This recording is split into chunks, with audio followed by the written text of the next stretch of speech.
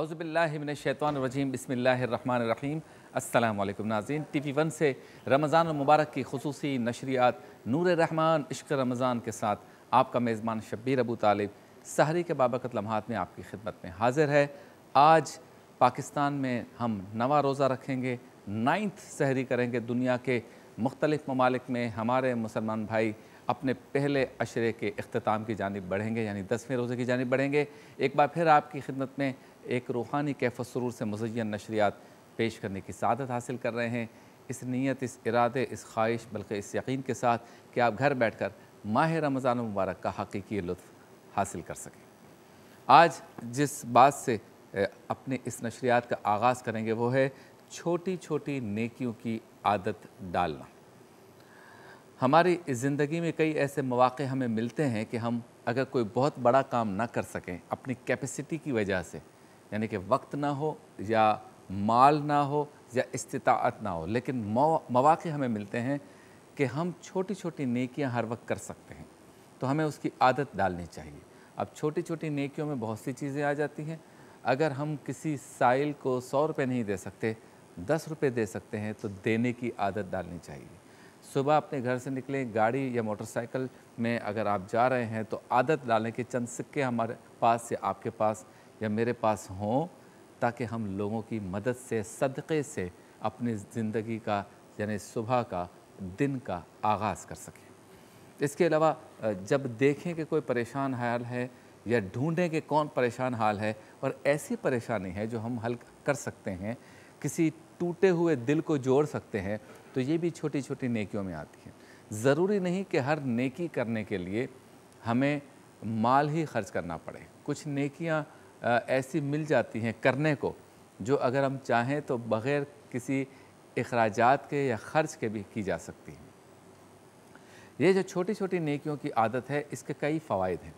एक फ़ायदा तो ये है कि अगर हमसे कोई कोताही हो गई या हो जाती है, यकीनन हो जाती है, गुनाह हो गए यकीनन हो जाते हैं, तो जब हम ऐसी छोटी छोटी नेकियां करते हैं तो उन गुनाहों का अज़ाब टलने की रब ताला से हमारी उम्मीद और एतमाद में इजाफ़ा भी होता है कि हाँ, हम रब ताला के क़ुर्बत इख्तियार करते हैं, तो रब से गुफ्तगू करते वक्त, कलाम करते वक्त हम कहते हैं कि अल्लाह, आज तेरे इस बंदे को मैंने खुश किया, तो तू मेरी इस नेकी के सदक़े मेरी ये दुआ कबूल कर ले। इस तरह का एक जज्बा अपने अंदर जो है ना वो उभरता है और छोटी नेकियां करने से बंदे को मज़ीद नेकियां करने का शौक़ पैदा होता है। दूसरा ये कि अगर कोई बंदा छोटी छोटी नेकियों की आदत डाल ले और उसका कोई मुश्किल काम, फंसा हुआ काम हो जाए, तो उसको ऐसा लगता है कि मैंने फ़लाँ की मदद की, फ़लाँ के साथ नेकी की, तो उसका अजर मुझे ये मिला कि मैं एक बड़ी मुश्किल से बच गया।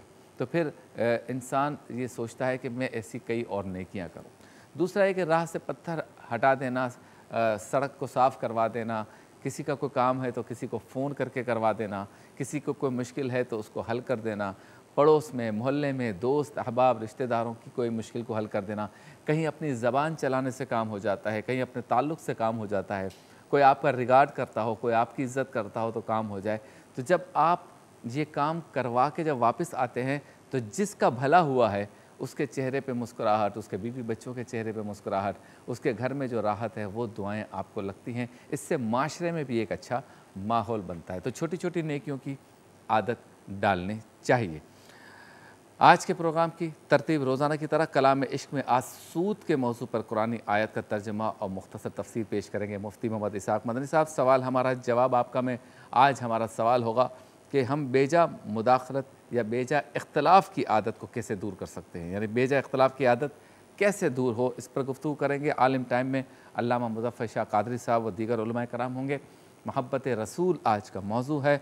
मज़ेदार सहरी में chef Iqbal chicken tikka chow mein बनाएंगे इंशाअल्लाह। काम की बात में रुपया, पैसा जमा करने की हवस, इस पर गुफ्तगू करेंगे। वरफ़ाना लका ज़िक्र में कलाम होंगे।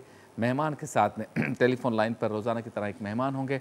हदाये के बख्शिश की रहमतें में मुफ्ती इसाक मदनी साहब इमाम अहमद रज़ा ख़ां के नातिया मजमूए से कोई ना कोई कलाम आपके सामने पेश करेंगे, उसकी तफसीर और शरह जो है वो पेश करेंगे। रूहानी गुलदस्ता मुफ्ती मोहम्मद शाहिद मदनी साहब होंगे। चलते हैं ब्रेक की जानिब, वापस लौटेंगे कलाम इश्क मुख्तसर से वफ़े के बाद। सलाम अलैका या रसूल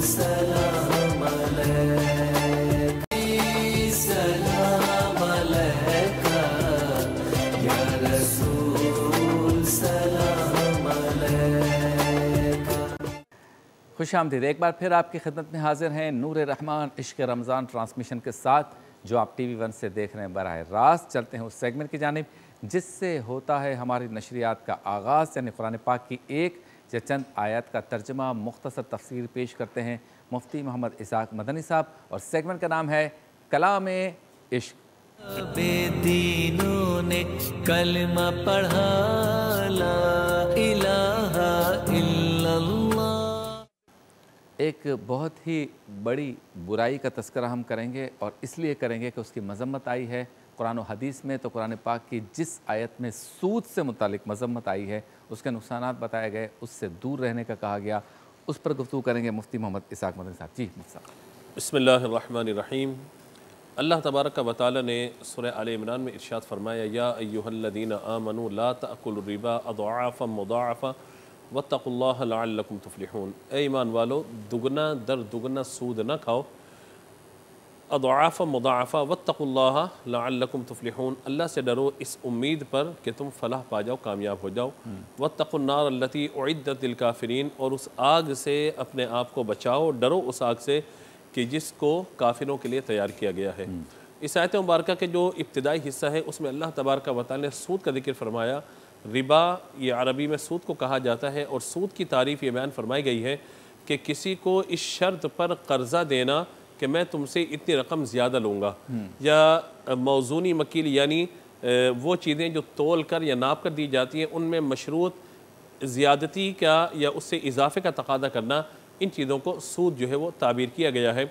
बहुत सारी तारीफ़ात हैं, लेकिन आसान सी तारीफ़ आवाम के लिए यही है कि ऐसा कर्ज़ा किसी को देना कि जिसमें इजाफा मशरूत ठहरा लिया गया, यानी मैं 1 लाख रुपए तुम्हें दे रहा हूँ, महीने बाद, 2 महीने बाद या साल बाद जब मैं लूँगा तो 1,20,000 या 1,10,000 रुपये लूँगा, तो 1 लाख तो 1 लाख के बदले में आ गया। अब जो इजाफा है वो किसके बदले में आया? तो लिहाजा इस मुनासबत से इस बिना पे कहा गया कि कुल्लु कर्ज़िन जर्रा मनफ़ा फ़हुवा रिबन, हर वो कर्ज़ा जो नफ़ा खींच के लाए उसको सूद कहा जाता है। इसीलिए आप ये देखिए कि अल्लाह तबारक व तआला ने जो सूद की मजम्मत कुरान पाक में बयान फरमाई है, उसमें हारब अल्लाह व रसूलह का जिक्र आया, यानी ये सूद अल्लाह से भी जंग करना है, अल्लाह के रसूल से भी जंग करना है। दूसरा फरमाया यमहकुल्लाहु रिबा व युरबि सदाक़ात, अल्लाह तबारक व तआला सदक़ात को बढ़ाता है और यमहकुल्लाहु रिबा, और सूद को हलाक को बर्बाद कर देता है। आप सूद की मजम्मत में देखिए कि अल्लाह तबारक व तआला ने इसे खुद से यानी अल्लाह ताला से और उसके रसूल से जंग करना करार दिया। इसको मुआशरती बुराइयों में बहुत बड़ी बुराई करार दिया गया। यहाँ तक कि किसी और गुनाह पर वो वाइदात बयान नहीं फरमाई गई, यानी शराब हो, जुआ हो, अगरचे इनकी मजम्मत भी कुरान में बयान हुई है, लेकिन सूद को शराब से और जिना से भी बुरा करार दिया गया। यहाँ तक कि अपनी माँ के साथ बुराई से भी ज़्यादा बुरा जिक्र किया गया। तो आप इससे अंदाज़ा लगाइए कि इतना सख्त हुक्म क्यों दिया गया। वजह यह है कि माल माशरे की ज़रूरत है, माल उसकी सर्कुलेशन रहती है, और एक तरीक़े के साथ अहल्लल्लाहुल बैअ व हर्रम रिबा, बै के ज़रिए, ख़रीदो फ़रोख्त के ज़रिए, तिजारत के ज़रिए वो पैसा अगर रूलिंग होता रहेगा तो माशरे में सबको उससे हिस्सा मिलता रहेगा। लेकिन होता क्या है यहाँ पर कि जब सूद का पैसा होता है तो असल रकम आपकी मौजूद, उस पर नफ़ा आता चला जा रहा है, नफ़ा आता चला जा रहा है। लोग ये समझ रहे होते हैं हमें फ़ायदा हो रहा है, यानी 1 लाख के 20 मिल रहे हैं, लेकिन ये वो चिंगारी है सूद की कि जो असल रकम को, असल माल को भी बर्बाद करके रख देती है। आज लोग बैंकों के अंदर पैसा रखवाते हैं, मुख्तलिफ स्कीमें हैं कि जहाँ अपना पैसा रखवाते हैं, और वो न मुशारकत की सूरत होती है न मुदारबत की सूरत होती है, यानी ना ही पार्टनरशिप होती है, न ये होता है कि भाई हमारा पैसा और आपकी मेहनत इस पर परसेंटेज तय कर लीजिए, ये भी नहीं होता।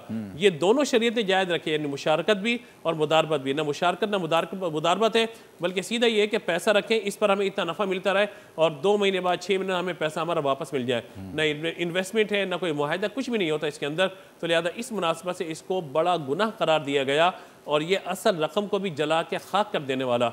मेरे आका सल्लल्लाहु तआला अलैहि वसल्लम ने इसकी मज़म्मत में इरशाद फरमाया सूद लेने वाला, सूद देने वाला, इसके कागजात लिखने वाला और इस पर गवाही देने वाला, फरमाया चारों पर अल्लाह की लानत है, उसके रसूल की लानत है। तो लिहाजा हमारे माशरे में इस सूद का जो निज़ाम राइज हो चुका है, जिस वजह से हमारा माशरा तनज़्ज़ुली का शिकार है।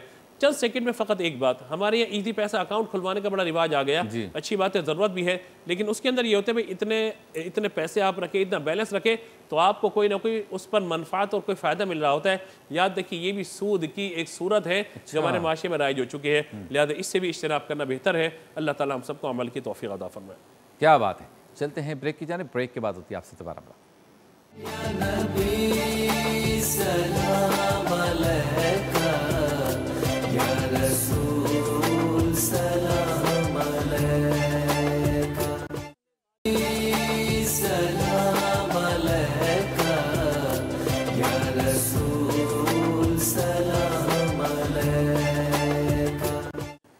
खुशामदीद, एक बार फिर आपकी खिदमत में हाजिर हैं TV1 से बराह रास्त नूर रहमान इश्क रमज़ान ट्रांसमिशन के साथ।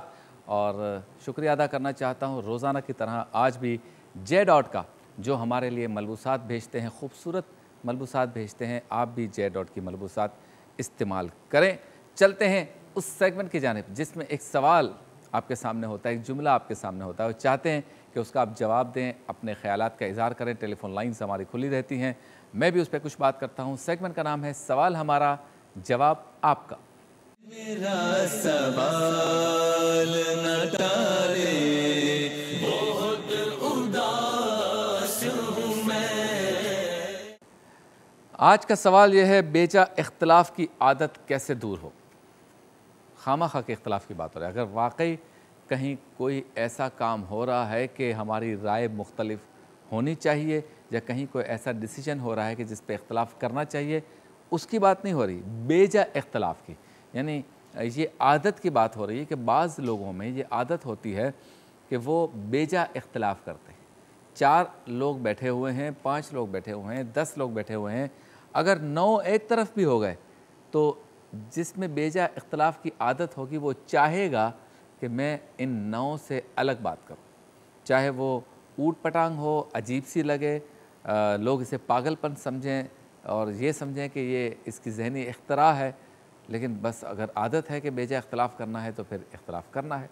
बिल्कुल इसी तरह की आदत वाले लोग अपने ख़ानदान और रिश्तेदारों में भी जब बैठते हैं तो किसी डिसीजन पर इख्तलाफ करते हैं और बेजा इख्तलाफ करते हैं। रिश्तों के मामले पे सारे ख़ानदान का इत्तफ़ाक़ हो जाए फिर भी उनका इख्तलाफ ही होता है। किसी तकरीब में कोई अरेंजमेंट हो रहा हो तो वहाँ पे सारे अरेंजमेंट ठीक हों फिर भी कोई ना कोई इख्तलाफ करना है।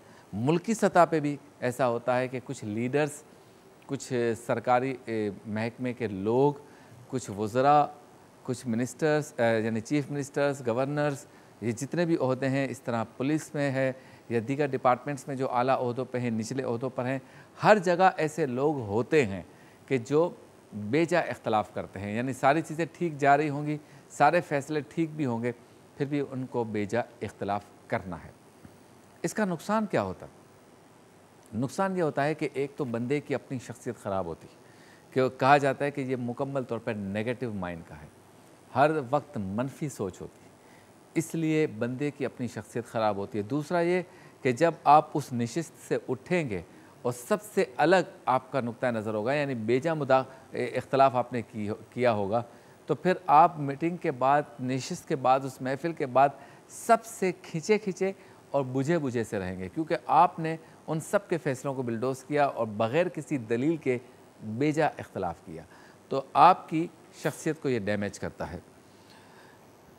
दूसरा ये कि अक्सर ऐसा होता है कि बेजा इख्तलाफ वो लोग करते हैं जिनमें किसी की बात सुनने का हौसला नहीं होता। यानी अगर आप कुछ लोगों के दरमियान बैठे हैं, एक डिस्कशन हो रही है दलाइल की बुनियाद पर, सब अपनी अपनी बात कर रहे हैं, और जिसने बेजा इख्तलाफ करना है उसने पहले दूसरी बात पर ही, पहले दूसरे जुमले पर ही टोकना शुरू कर देना है और कहना है कि पहले मेरी बात सुनो। तो सुनने का हौसला ना होने की वजह से फिर लोग आपकी बात भी नहीं सुनते। तो बेजा इख्तलाफ करने की आदत में जहाँ आप दूसरे की बात सुनने का हौसला नहीं रखते तो फिर लोग आपको भी बात नहीं करने देते। इस तरह से माशरे में तबादला ख़याल होने का जो रिवाज है वो नहीं पनप सकता। एक कॉलर हमारे साथ हैं। अस्सलाम वालेकुम। वालेकुम अस्सलाम। जी फरमाइए बहन। जी भाई, मैं पूछना चाहती हूँ कि मैंने ज़मीन ली थी अपनी नाम से 4 साल पहले। आवाज़ ठीक नहीं आ रही मुझे, यहाँ IFP में दे दीजिए। जी 4 साल पहले ली थी, उन्होंने ली थी 2.5 लाख की। अच्छा, तो मैंने 1,05,000 दिया हुआ है। ठीक है। तो अब क्या ना, जमीन अब मांग रहे हैं, बोलते हैं अब पैसे बढ़ गए हैं तो पैसे आप बढ़ा के दे, 3 लाख के 2 लाख के मरले से। यानी 2.5 लाख की आपने ज़मीन ली थी, 1,05,000 आपने पे कर दिया है, अदा कर दिया है, अब 1,45,000 देने हैं आपको। हाँ जी। तो वो क्या कहते हैं कि 2 लाख अदा करें? हाँ जी, अब बढ़ गए हैं पैसे। अच्छा, ज़्यादा मांग रहे हैं वो आपसे 50,000? हाँ जी, 55,000। ये जायज़ है या नहीं? ठीक है, तो आप क्या पूछना चाहती हैं कि मुझे ये ज़ायद पैसे देने चाहिए या नहीं? हाँ जी। ठीक है, बिल्कुल। आप प्रोग्राम देखते रहें, उलमा इकराम आएंगे तो ज़रूर इस पर इनसे राय भी ले लेंगे, आपको सही मशवरा भी देंगे। हम इस वक्त गुफ्तगू कर रहे हैं बेजा मुदाखलत की आदत कैसे दूर हो। अच्छा, जो लोग खामा-खा का इख्तलाफ करते हैं उनकी शख्सियत में ठहराव नहीं होता, यानी उजलत होती।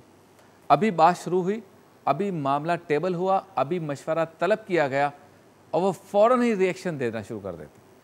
तो जब तक आपकी तबीयत में ठहराव नहीं होगा तो आप किसी बात के बारे में, किसी मसले के बारे में, किसी मामले के बारे में मुनासिब हल नहीं बता सकते। और नतीजा ये निकलता है कि आप जब जल्दी में, उजलत में अपनी बात कर देते हैं और इसके बाद सारी मालूमात इकट्ठी होती हैं, फिर आपको शर्मिंदगी होती है कि काश मैं सारी बात समझ लेता, सारी मालूमात इकट्ठी कर लेता, सबका नुक्ता नज़र सुन लेता, फिर अपनी बात करता तो मुझे ये शर्मिंदगी ना उठानी पड़ती। बेजा इख्तलाफ करने की आदत से आपके घरों का, आपके इदारों का, या जहाँ जहाँ आपको बिठाया जा रहा है, आपको आपसे राय मांगी जा रही है, आपसे पूछा जा रहा है, वहाँ बड़ा नुकसान होता है। क्योंकि जब 4-5 लोग बैठ के किसी मसले पर गुफ्तगू कर रहे हों तो उम्मीद रखते हैं कि हर शख्स साहिब राय है और वो अपनी राय देगा, चाहे वो घरेलू मामला हो, इदारे का मामला हो, मुल्की मामला हो, मजहबी मामला हो। उम्मीद यही करता है हर कोई पार्टिसिपेंट जो वहाँ पे बैठा है कि हर एक शख्स एक अच्छी राय देगा खुले जहन के साथ। लेकिन जब आप बेजा इख्तलाफ की आदत को नहीं निकाल पा रहे तो आप उसमें से यूँ माइनस हो जाते हैं कि बाकी सबकी राय में दलील होती है, सबकी राय में होमवर्क होता है, सबकी राय मालूमात की बुनियाद पर होती है और आपकी राय बेजा इख्तलाफ की बुनियाद पर होती है। अच्छा, ये एक साइको भी है, नफ्सियाती मर्ज़ भी है। कुछ लोगों में ये आदत होती है कि वो चाहते हैं कि मैं सबसे अलग बात करूं। अब ये जो आदत है ना कि मैं सबसे अलग बात करूं, इस चक्कर में आप सबकी मस्बत बात को रिजेक्ट कर देते हैं। और जब आप सबकी मस्बत बात को रिजेक्ट कर देते हैं तो एक लम्हे के लिए सब आपको देखते रह जाते हैं कि ये इसने कैसी बात कर दी। अच्छा, कभी कभी ऐसा भी होता है कि आपकी किसी जगह पर गायबाना रिस्पेक्ट बहुत ज़्यादा होती है और उस वक्त तक होती है जब तक आप बोलते नहीं हैं, लेकिन जब आप बोलते हैं तो फिर आपकी सारी रिस्पेक्ट ख़त्म हो जाती है। इस मुख्तसर सवाल के बाद नतीजा ये है कि बेजा इख्तलाफ की आदत को ख़त्म कर देना चाहिए। आपकी शख्सियत में नेगेटिविटी यानी मनफी सोच, मनफी रुझान नहीं होना चाहिए। आपने ज़बान की हिफाजत करनी है, बाकी लोगों की राय का एहतराम करना है, फ़ैसला सोच समझकर अपनी राय की बुनियाद पर देना है और सबकी बात सुनने के बाद सही मालूमात पर अगर लगे भी कि आपकी कोई राय गलत है तो आपने उस पर डटे नहीं रहना, बल्कि आपने कहना है कि ये बात फ़लाँ की सही है, मुझसे बेहतर तजवीज़ इसने दी है। इससे आपकी इज़्ज़त और रिस्पेक्ट में इजाफा होगा। आपसे मुलाकात होती है आलिम टाइम में मुख्तसर से वक्फे के बाद।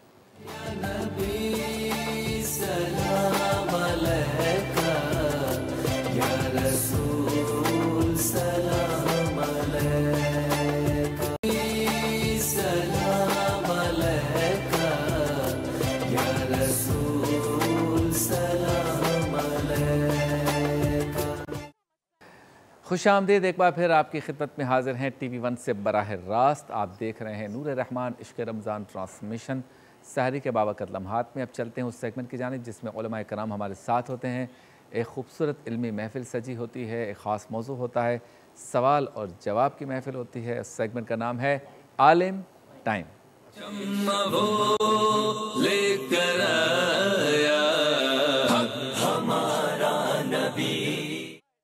आलिम टाइम में आज हमारा मौजू बहुत ही मीठा और बहुत ही खूबसूरत है और वह है मोहब्बत रसूल सल्लल्लाहु अलैहि वसल्लम। इस पर गुफ्तगू करेंगे और मौजूद है हमारे साथ 4 मुअज़्ज़ज़ उलमाए कराम। रोज़ाना की तरह हमारे आपके हम सब के मोहतरम हज़रत अल्लामा पीर सैयद मुज़फ़्फ़र शाह क़ादरी साहब, अस्सलाम वालेकुम तशरीफ़ लाए। और इनके साथ मौजूद है खूबसूरत अंदाज़ में गुफ्तगू करने वाले हज़रत अल्लामा मुफ्ती मोहम्मद इसहाक़ मदनी साहब, आपको भी अस्सलाम वालेकुम, आप तशरीफ़ लाए और खुशामदीद। बाएँ हाथ पर मौजूद है आपके हमारे हम सब के पसंदीदा हज़रत अल्लामा मुफ्ती मोहम्मद शाहिद मदनी साहब, आपको भी अस्सलाम वालेकुम। और इनके साथ मौजूद हैं हमारे बहुत ही प्यारे शायर और आलिम दीन भी है अल्लामा निसार उजागर साहब, आपको भी अस्सलाम वालेकुम अस्सलाम व रहमतुल्लाह। तो मोहब्बत रसूल के बारे में कुरान और हदीस में क्या कुछ आया है? मुख्तसर वक्त है हमारे पास, मौजू इतना बड़ा है, शाह साहब किस तरह बयान करेंगे? बिस्मिल्लाहिर्रहमानिर्रहीम, रब्बि इश्रह ली सदरी व यस्सिर ली अमरी वहलुल उक़दतम मिन लिसानी यफ़क़हू क़ौली। जनाब सैयद आलम ख़ातमुन नबिय्यीन सैयदुल मुरसलीन जनाब मुहम्मदुर रसूलुल्लाह सल्लल्लाहु ताला अलैहि वसल्लम की ताज़ीम, आपका एहतराम, आपकी मोहब्बत, ये असल दीन है, असलुल उसूल है, ज़ुर्रियात दीन से है। इसको अपने क़ल्ब में रचा बसा कर और इसको अपनी फ़िक्र और नज़र के अंदर बसा कर और अपने फ़िक्र से, अपने इरादे से, अपने एतक़ाद से, इसकी वफ़ादारी के ज़ुहूर से के बग़ैर इंसान मोमिन नहीं हो सकता। देखिए, कोई भी काम हो, वो काम कामयाबी पर और वफ़ादारी पर, इखलास पर, अपने कमाल पर जब पहुँचता है, जिस अमल की पुष्टपनाई और जिस अमल की बुनियाद मोहब्बत पर रखी जाती है। अब यह अलग मसला है कि वो अमल दुरुस्त है, ये नादुरुस्त है, मुस्बित है या वो मनफी है, ये अलग बात। लेकिन किसी भी अमल की कबूलियत और किसी भी अमल की दुरुस्तगी और किसी भी अमल या तहरीक की कामयाबी वो मोहब्बत के जज्बे के साथ होती है। यूँ समझ लीजिए कि कोई भी हमारा प्रैक्टिकल काम, हमारा दावा और हमारा अपीयरेंस, हमारी ज़ाहिर जो तमाम चीज़ें हैं, इसकी रूह एक जज्बा होता है जो उस काम की तरफ हमें उभारता है, और उसी जज्बे को हम मोहब्बत कहते हैं, जो उस काम की तरफ हमारी तबीयतों को लाता है। लिहाजा इस फ़लसफ़े को समझने के बाद कि हर तहरीक की कामयाबी या हर कौल की सच्चाई की बुनियाद मोहब्बत होती है। मोहब्बत का माना है रिक़्क़त क़ल्ब, दिल का किसी के एहतराम में, ताज़ीम में नरम हो जाना।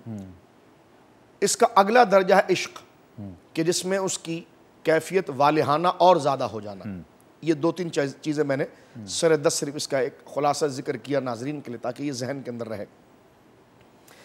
रसूल करीम सल्लल्लाहु अलैहि वसल्लम से मोहब्बत का ताल्लुक़, जब हम ये बात समझ चुके हैं कि किसी भी कौल और किसी भी अमल की सच्चाई, वो अमल ख़ुद से मकबूल नहीं, वो पीछे एक ताल्लुक़ को अपने दरमियान रखता है।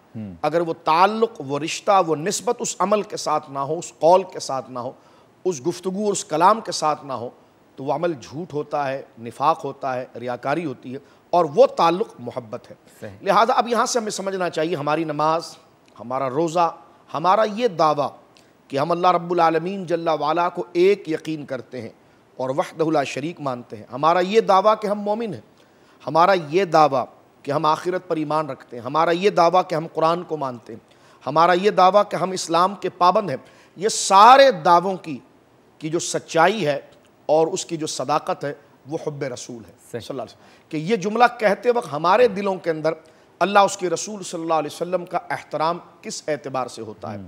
और जाहिर सी बात है कि मोहब्बत वो जज्बा है कि जो आपको सबसे काट कर महबूब की इनफरादियत पे लेकर खड़ा करता है, कि जैसे मेरे आका ऐसा नहीं कोई। यही नज़रियात है कि जो रुतबा, जो मकाम उनका है, वो किसी का नहीं। और ये वफ़ादारी और ये नज़रियाती बनाने वाली चीज़ जो है, वो मोहब्बत होती है। तो कुरान करीम फुरक़ान हमीद, मिसाल के तौर पर देखिए मोहब्बत, अब मोहब्बत दो चीज़ों से होती है। एक तो हम पैदाइशी वो जज्बा लेकर आ जाते हैं जो तबई है, और एक अक़लन होती है कि हमारी अक़ल और हमारा शऊर एक जज्बे को दावत देता है।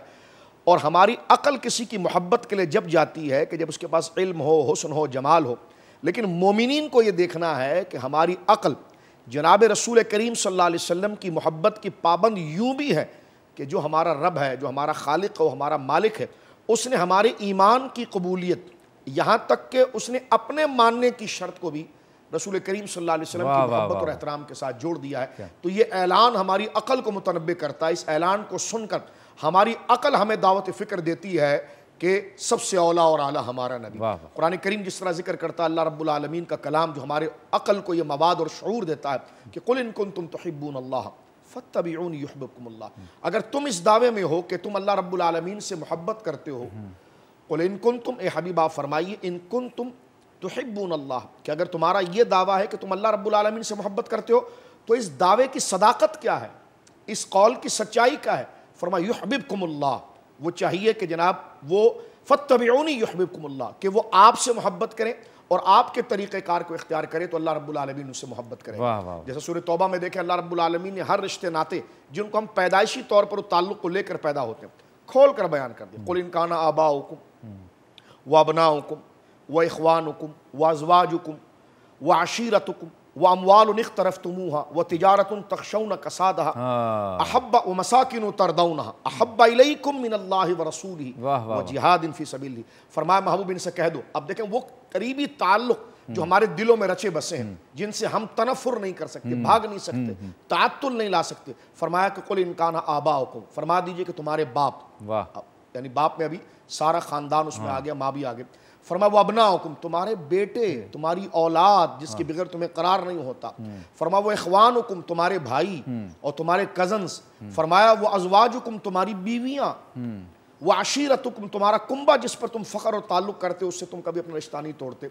फरमाया वो तिजारत, कुल इन काना आबाउकुम व अबनाउकुम व इख्वानुकुम व अज़वाजुकुम व आशीरतुकुम व अमवालुन इख्तरफ्तुमूहा, वो माल जिसको तुम जमा करके रखते हो कि मेरे काम आएगा कभी। वो तिजारतुन तख्शौन कसादहा, तिजारत का वो कोशिश है जिसमें तुम नुकसान से बचने की कोशिश करते हो कि जनाब ये मेरा माल ज़ाया ना हो जाए। वह मसाकिन तरदौनहा, अब आप देखें एक एक वो चीज़ें, तुम्हारे वो खूबसूरत मकानात जिसकी तरफ तुम्हारा दिल ललचाता है।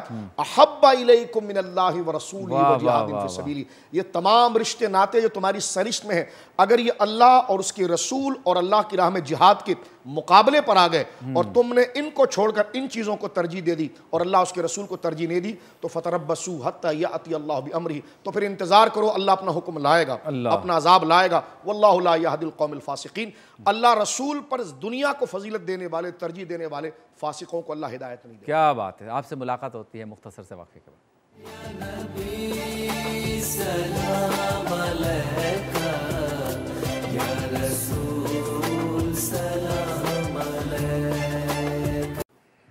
सुभान अल्लाह, एक बार फिर आपकी खिदमत में हाज़िर हैं और आप देख रहे हैं आलिम टाइम के सेगमेंट में हम मोहब्बत रसूल पे गुफ्तगू कर रहे हैं। अच्छा मुफ्ती साहब, ये बताइए कि सरकार दो आलम सल्लल्लाहु अलैहि वसल्लम की मोहब्बत को ईमान की शर्त अव्वल क्यों कहा गया है? बिस्मिल्लाहिर्रहमानिर्रहीम, हुवल क़ादिरु हुवल हक़्क़ु हुवल मुईन।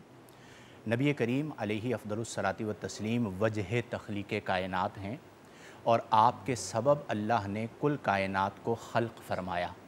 चूँकि आप महबूब खुदा हैं और कुरान में कई आयात हैं और अहादीस हैं कि जिनमें नबी करीम अलैहि अफ़दलुस सलाती व तस्लीम ने भी बज़ाते ख़ुद फरमाया कि ला युमिनु अहदुकुम हत्ता अकून अहब्ब इलैहि मिन वालिदिही व वलदिही वन्नासी अजमईन, कि तुम में से कोई शख्स उस वक्त तक मोमिन कामिल नहीं हो सकता जब तक कि मैं उसे उसके वालिदैन, उसकी औलाद और दुनिया जहान के तमाम लोगों से ज़्यादा महबूब ना हो जाऊँ। तो जब नुसूस आ गई तो शर्त अव्वल है। और जहाँ तक मोहब्बत की बात है, मोहब्बत दो तरह की होती है, एक तबई मोहब्बत होती है जैसा कि शाह साहब ने ज़िक्र फरमाया, और एक अक़ली मोहब्बत होती है। मैं ये कहता हूँ कि जितने भी औसाफ़ मोहब्बत हैं, अल्लाह ने अपने महबूब को उन तमाम औसाफ़ का जामे बनाया है। सही हुस्न व जमाल की वजह से मोहब्बत होती है, तो आप सा हुस्न व जमाल अल्लाह ने किसी और को अता नहीं फरमाया। मकाम, मर्तबे और अज़मत की वजह से मोहब्बत होती है, आप जैसा मकाम, मर्तबा और अज़मत अल्लाह ने किसी और को अता नहीं फरमाई। बल्कि मैं यूँ कहता हूँ कि हमारा असासाए हयात मोहब्बत रसूल है और हमारी नजात का ज़रिया भी इंशाअल्लाह मोहब्बत रसूल है। एक बात मैं यहाँ पे ज़रूर कहना चाहूँगा कि जो मोहब्बत होती है वो मैलान क़ल्ब को कहा जाता है। अब अगर किसी को मोहब्बत मजाजी हो जाए तो वो हर लम्हा उसकी याद में गुम रहता है, मैसेजेस करता है, गली में खड़ा रहता है वग़ैरह। हम सब अल्हम्दुलिल्लाह सरकार से मोहब्बत करते हैं, लेकिन हमारी तवज्जो बारगाह रिसालत माप की तरफ से क्यों हट जाती है? बाज़ औक़ात कई दिन गुज़र जाते हैं और हम सरकार की तरफ तवज्जो नहीं कर पाते, रोज़ा रसूल का तसव्वुर नहीं कर पाते। इसका मतलब ये है कि हमें उस जज्बे से मामूर होना पड़ेगा जो जज्बा मोहब्बत का लाजमी नतीजा है, और वो लाजमी नतीजा है जज्बा फ़िदाइयत। यानी जो मुहिब होता है, सच्चा मुहिब होता है, वो महबूब पर फ़िदा हो जाता है। और मैं अर्ज़ करूँ कि मोहब्बत मुस्तफ़ा करीम इतनी बड़ी नेमत है कि जिसे ये मिल जाती है तो फिर इस रूए ज़मीन पर उसकी ज़िंदगी पुरसुकून हो जाती है। उसके अंदर से अय्यारी, मक्कारी, चालाकी, मफाद परस्ती, ये सब चीज़ें ख़त्म हो जाती हैं। वो फरमाया ना अल्लामा इक़बाल रहमहुल्लाह ने कि अक़्ल अय्यार है, सो भेस बदल लेती है, इश्क बेचारा न मुल्ला है, न जाहिद, न हकीम। तो जो इश्क वाला होता है वो अपनी तवज्जो दरबार रिसालत माप सल्लल्लाहु अलैहि वसल्लम की तरफ रखता है और फिर उसी में खोया रहता है। आप देखिए जितने भी उशाक गुज़रे, वो ग़ालिबन एक शेर में बड़े खूबसूरत बात फरमाई गई कि हकीमा तबीबा दे वस दिए गल नहीं, यानी हकीमों तबीबों के बस की ये बात नहीं, मेढे मर्जदा और कोई भी हल नहीं। हाँ। तू आके दिखा जा और सूरत प्यारी, आ मेडा ढोला करा बैठी जारी। यानी ये कैफियत है कि जब वो बंदा उस कैफियत हुजूरी में होता है तो उसकी तवज्जो मखलूक की तरफ होती नहीं, वो दरबार रिसालत, और फिर उसका हाल ये होता है कि जदो तकिया आशिक ने रुख यारदा, मर्ज वधदा गया शौक़ दीदारदा, नब्ज़ा फड़ फड़ हकीमो तबीबो तुसी, पे लबदे की ऐस बीमार चो। और ये इश्क और मोहब्बत वो चीज़ है जो इंसान को जिला दे देती है, वो अबदी हो जाता है, उसका जिक्र ख़त्म नहीं होता। उसकी वजह यह है कि वो हर वक्त कैफियत हुजूरी में होता है, दरबार रिसालत माब में होता है, और नबी करीम सल्लल्लाहु अलैहि वसल्लम की ज़ात की तरफ उसकी तवज्जो होती है, और ज़मीन पर रहते हुए वो बेज़रर हो जाता है, चूँकि उसका जो मकसद होता है, उसका जो मतमाए नज़र होता है, वो ज़ात मुस्तफ़ा करीम अलैहि अफ़दलुस सलाती व तस्लीम होती है। इसीलिए आप देखें सहाबाए किराम रदियल्लाहु अन्हुम, ताबईन किराम रदियल्लाहु अन्हुम, औलिया किराम रहिमहुमुल्लाह, इनकी पूरी ज़िंदगी सिर्फ एक ही मरकज़ के गिर्द घूमते हुए गुजरी, और वो मरकज़ था सरकार दो आलम सल्लल्लाहु अलैहि वसल्लम की ज़ात। तो अगर आज भी हम अपने रगो पे में मोहब्बत मुस्तफ़ा को बसा लें, और इस तरह बसा लें कि रोज़ाना दुरूद पाक सरकार की बारगाह में भेजें, नबी करीम अलैहि अफ़दलुस सलाती व तस्लीम की ज़ात मुबारका का तसव्वुर करके सोएं, तो फिर आप देखें कि ख्वाब में करम भी होता है, उस तवज्जो का असर आपकी ज़ात पर नज़र भी आता है। मुझसे अक्सर लोग पूछते हैं कि जी सदा बहार होने का कोई नुस्खा बताएं, तो मैं कहता हूँ सिर्फ एक नुस्खा है, सरकार के सच्चे ग़ुलाम बन जाएं। वाह वाह वाह। ये वो बारगाह है, वो फरमाया गया, आज काफ़ी सारे अशार आ गए जवाब में, कि मैं लजपाला दे लड़ लगियाँ, मेरे तो गम परे रहते। यानी आप ये वो बारगाह है कि जब आप इनके दर पर आ जाते हैं ना, तो आपकी तबीयत के अंदर अल्लाह तबारक व तआला इस्तिग़ना पैदा कर देता है। फिर आपका जिस्म कहीं पर भी हो, लेकिन आपकी तवज्जो जो है वो बारगाह मुस्तफ़ा की तरफ होती है। और इसका बहुत अहम नतीजा ये निकलता है कि रूए ज़मीन पर कोई एक ऐसा फ़र्द नहीं होता जिससे आपकी ज़ात की वजह से दुश्मनी हो। हाँ। क्यों कि जब आप उसको देखते हैं तो इस नज़रिए से देखते हैं कि ये जो बंदा है ये मेरे महबूब का उम्मती है। वाह। तो जब आपके पेश नज़र ये तसव्वुर होता है कि महबूब करीम का उम्मती है, तो आपको उससे प्यार हो जाता है। फिर वो अगर आपको ज़रर भी पहुंचाता है, आपको नुकसान भी पहुंचाता है, तो आप उसके ज़रर को, नुकसान को भी निगाह मोहब्बत से देखते हैं। अलबत्ता जहाँ पर इश्क़ रसूल की बात आती है और कोई गुस्ताखी की कोशिश करता है या ऐसे अल्फाज अदा करता है जो उसके शायान शान नहीं है, तो आज तो मजाजी मोहब्बत में भी सच्चा मुहिब उस शख्स को मारने के लिए तैयार हो जाता है जिसने उसके महबूब कायद के बारे में, उसके रहनुमा के बारे में, उसके अमीर के बारे में कोई बात कही। तो यहाँ पर तो मोहब्बत मजाजी नहीं, मोहब्बत हकीकी है। और जब मोहब्बत हकीकी है तो वो अपना तन, मन, धन, औलाद, वो कहता है मुझे मार लो, मेरे बच्चों को मार लो, मेरे घर को आग लगा दो, सब कुछ बर्बाद कर दो, लेकिन मैं सरकार दो आलम सल्लल्लाहु अलैहि वसल्लम की अज़मत और नामूस पर एक हर्फ बर्दाश्त नहीं करूँगा। और ये है तकाज़ाए मोहब्बत, और अल्हम्दुलिल्लाह उम्मत मुस्लिमा में ये जज्बा मौजूद है। अल्लाह ताला इसे मज़ीद बरकत अता फरमाए। आमीन आमीन। चलते हैं ब्रेक की जाने, ब्रेक के बाद होती है आपसे दोबारा।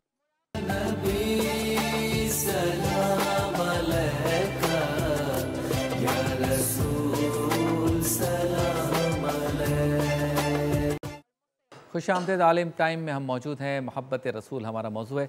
शाह साहब ये बताइए कि सरकार दो आलम सल्लल्लाहु अलैहि वसल्लम से मोहब्बत, उनका अदब, उनकी महफ़िलों में बैठने के तरीक़े, ये सब हमें सहाबा कराम से मिले। किस तरह से सहाबा कराम की मोहब्बत के वाक़यात मिलते हैं, जबकि उन्होंने बिलमुशाफ़ा देखा, मिले, महफ़िलें अटेंड की, चलते फिरते सरकार को देखा। हम तो पढ़ के सारी चीज़ों को अदब करते हैं, वहाँ क्या मामला है? देखिए, वो उनकी अमल की गवाही तो अल्लाह ने ख़ुद दी कुरान में, और उनके इखलास की गवाही अल्लाह रब्बुल आलमीन जल्ला वाला ने ख़ुद दी। जैसे सूरह मुजादला में आप देखें, अल्लाह रब्बुल आलमीन जल्ला वाला ने नबी करीम अलैहिस्सलाम को अल्लाह के कलाम ने ढारस बांधी। फरमा हबीब, अगर ये कुफ़ार तुम्हारे सामने हैं और ये अपने अज़ाइम में अगर सख्त हैं, लेकिन जो आपके पैरोकार हैं ना, वो आपके नज़रिए से मुकम्मल वफ़ादारी करने वाले। फरमा ला तजिदु कौमन युमिनून बिल्लाहि वल यौमिल आखिर, आप नहीं पाएंगे उनको कि जो आप पर ईमान लाते हैं और अल्लाह पर ईमान लाते हैं और आखिरत पर ईमान लाते हैं। माना कि सामने दुश्मनों में उनका बाप भी खड़ा है, उनकी बरादरी एक है, माना कि उनके कज़न खड़े हैं, माना कि उनके चचा खड़े हैं, वो खुद बाप है तो उसका बेटा आपके दुश्मनों में खड़ा हुआ है, वो खुद बेटा है तो बाप उधर खड़ा हुआ है, वो खुद इधर तो कुंबा उधर खड़ा, तो आप घबराइए नहीं। अल्लाह फरमाता है युवादून मन हाद्दल्लाह व रसूलहू, ये कभी नहीं हो सकता कि जिन्होंने आप पे ईमान लाया, जो आपके गिरदो नवाब बैठे हुए हैं, ये उससे दोस्ती भी, मोहब्बत तो दूर की बात है, अलेक सलेक भी कर जाएं कि जो अल्लाह उसके रसूल से झगड़ता है। क्या बात, अलेक सलेक भी। फरमाया वो कौन होंगे? दूर के रिश्तेदार। फरमाया वलो कानू आबाअहुम, अगर वो उनके बाप भी हैं तो नजर उठाकर उनको नहीं देखेंगे। वो जैसा मुफ्ती साहब ने फरमाया ना कि उनकी मोहब्बत का मरकज ही यही है कि जो अल्लाह उसके रसूल का वो हमारा है, और जो अल्लाह रसूल का नहीं उसका हमारा नहीं। तो सहाबाए किराम रिदवानुल्लाह अजमईन की आपने बात की तो उनके खिलास की अल्लाह ने दलील दी, और अल्लाह ने फरमाया हबीब आपकी पुष्ट मजबूत है, आपकी सफ मजबूत है। ये ज़रूर है कि आप अगर इसको इस अंदाज में एनालाइज करें कि कौम तो बटी हुई है, आधा ख़ानदान मेरे साथ है, आधा ख़ानदान उधर है, अगर बाप इधर है तो बेटा मेरे दुश्मनों में, बेटा मेरे साथ है तो बाप दुश्मनों में। फरमाया ऐसा नहीं होगा। आपकी तरबियत और हमारे कर्म ने इनको ऐसा निखार कर आपके सामने खड़ा कर दिया है कि ला तजिदु कौमन युमिनून बिल्लाहि वल यौमिल आखिर युवादून मन हाद्दल्लाह व रसूलहू, आप इनको नहीं पाएंगे इस हाल में जबकि ये अल्लाह उसके रसूल और आखिरत पर ईमान रखते हैं कि ये दोस्ती कर बैठे उनसे कि जो अल्लाह उसके रसूल से लड़ने के लिए आए और बेदबिया करते हैं। वलो कानू आबाअहुम औ अबनाअहुम औ इख्वानहुम औ अशीरतहुम, चाहे वो उनके तेरे महबूब दुश्मन जो तेरे सामने खड़े हैं वो उन्हीं के बाप क्यों ना हो, वो उन्हीं के बेटों में से क्यों ना हो, वो उन्हीं के भाइयों में से क्यों ना हो, वो उनके कुंबों में से क्यों ना हो, युवादून मन हाद्दल्लाह व रसूलहू, वो हर बात में तुझे और मुझे तरजीह देंगे, रिश्तों को तरजीह नहीं देते। फरमा उलाइका कतबा फी कुलूबिहुमुल ईमान व अय्यदहुम बिरूहिम मिन, ये वही लोग हैं कि जिनके दिलों को अल्लाह ने ईमान से मुनक्कश कर दिया, ईमान को इनके दिल में लिख दिया। कतबल्लाह उलाइका कतबा फी कुलूबिहुमुल ईमान, अल्लाह ने लिख दिया है इनके दिलों में ईमान, ये सहाबाए किराम। व अय्यदहुम बिरूहिम मिन, और अपनी खास ताईद से इनकी मदद फरमाई है। व युदखिलहुम जन्नातिन तजरी मिन तहतिल अनहार खालिदीन फीहा, फरमाया कि ये वो हैं कि इस अमल की वजह से हम इनको जन्नतों में दाखिल करेंगे। हर सहाबी नबी जन्नती। फरमाया हम इस अमल की वजह से इन्हें जन्नतों में दाखिल करेंगे जहां ये हमेशा रहेंगे। फरमाया रदी अल्लाह अन्हुम व रदू अन्हु, फरमाया ये सब अल्लाह से राजी हैं और अल्लाह भी इनसे राजी हो गया। फरमाया उलाइका हिज़्बुल्लाह, हबीब यही अल्लाह की जमात है, और अला इन्ना हिज़्बल्लाहि हुमुल मुफ़्लिहून, और यही अल्लाह की जमात जो है वो कामयाब है। यही अबू बकर, यही उमर, यही उस्मान, यही अली, यही अशरा मुबश्शरा, या साहब बदर, या साहब ओहद, ये जो तेरे सामने खड़े हुए हबीब, ये ऐसे मुखलिस हैं कि ये सरे मुंह इस बात से इनहराफ नहीं करेंगे। तो ये सहाबाए किराम रिदवानुल्लाह अजमईन की मुकम्मल तस्वीर कुरान करीम फुरकान हमीद ने बयान कर दी। अब आप देखिए कि जिस वक्त ये ऐलान हुआ और कहा गया कि एक सहाबी रसूल हज़रत साबित बिन कैस सिक़ल समात थे, यानी समात का मसला था, कम सुनते थे, जिसको हम कहते हैं कि कम सुनना। अब जाहिर सी बात है जो बंदा कम सुनता है तो नफ्सियाती तौर पर वो समझता है ये भी कम सुन रहे हैं, ये भी कम सुन रहे हैं, हाँ। तो वो ज़ोर से मुकालमा करता है।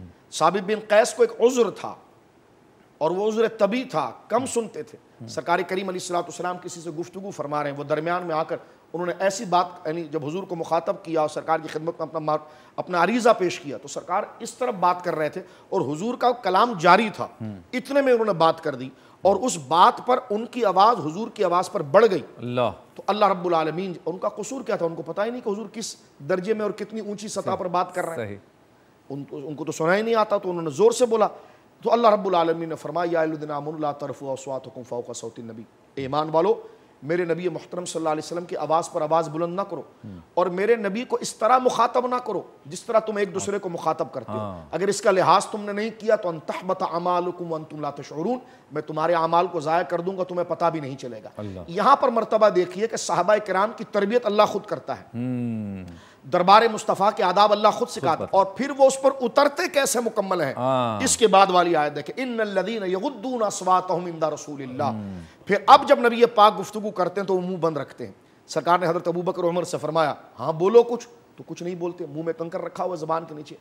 कहा बताओ उमर क्या मसला है? तो रोने लगे, या रसूलल्लाह मैं अगर आवाज़ से कुछ कहूँ तो ये तो ईमान सल्ब हो जाएगा। यानी जैसा रब ने कहा वैसा बन के दिखाया। तो रब फरमाता है कि इन्नल्लज़ीना यग़ुद्दूना अस्वातहुम इंदा रसूलिल्लाह, जिन लोगों ने मेरे रसूल के सामने अपनी आवाज़ों को पस्त कर दिया है उलाइकल्लज़ी नम्तहनल्लाहु क़ुलूबहुम लित्तक़वा, यही वो दिल हैं जिनको अल्लाह रब्बुल आलमीन ने तक़वे के लिए चुन लिया है। क्या बात। तो ये एजाज़ सहाबा इकराम को इश्क़ रसूल से मिला। क्या बात। तो पता, इस आयत से ये भी एक बात पता चली, आखिरी बात अर्ज़ करूँ कि तक़वा असल में मिलता ही इश्क़ रसूल से। क्या बात। सहाबा इकराम रिदवानुल्लाह अजमईन ने जब इसके इश्क़ रसूल में मुकम्मल पासदारी करके दिखाई और अपने और गैर का कोई फ़र्क नहीं किया, इश्क़ रसूल का जो तकाजा था उसको निभाया, बाप था तो उसका लिहाज नहीं किया, बेटा अगर मुखालिफ आया तो उसका लिहाज नहीं किया। सिर्फ बेटा कैसा होता है, नाजरीन देखें, आप अपनी औलाद को सोचें कि बच्चे कितने अजीज़ होते हैं। हज़रत सैयदना सिद्दीक़ अकबर के बेटे ने कह दिया कि आप तो बदर में मेरे सामने आ गए थे, तो मैंने तो बाप समझ कर अपनी तलवार को पीछे खींच दिया। आपने मुस्कुरा कर फरमाया, तेरी गलत फहमी, अगर तू मेरे सामने आता तो मैं देखता कि तू रसूल के मुकाबले पर खड़ा हुआ है, तो मैं बेटे का लिहाज नहीं रखता। मेरे बेटे की मोहब्बत भी रसूल के कदमों पर कुर्बान है और मेरे बाप की मोहब्बत भी रसूल के कदमों। क्या बात है। आपसे मुलाकात होती है मुख्तसर से वक्फे के बाद।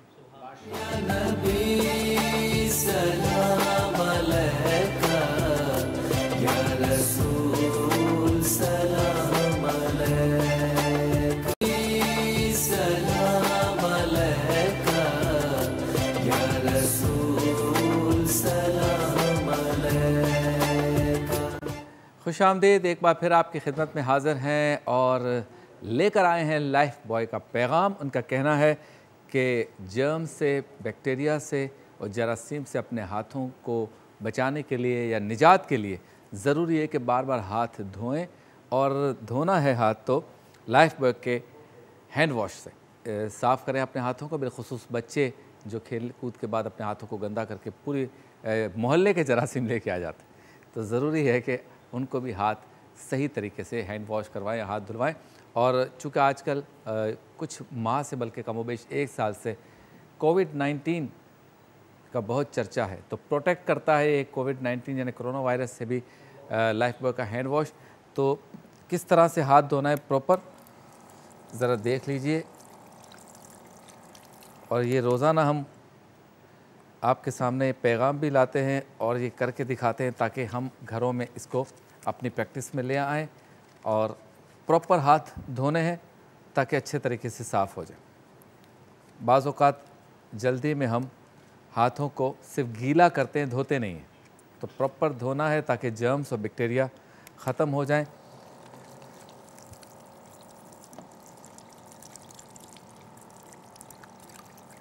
इस तरह से। और बिलखुसूस जब आप किचन में जाएं काम करने के लिए और मीट को यानी गोश्त को या खाने पीने की चीज़ों को हाथ लगाएं, तो लाइफ बॉय का ये कहना है कि आप उस वक्त ज़्यादा अच्छे तरीके से हाथों को धोएं ताकि आपके हाथ में या हाथों में अगर जर्म्स हों तो वो खाने पीने की चीज़ों को ना लगे।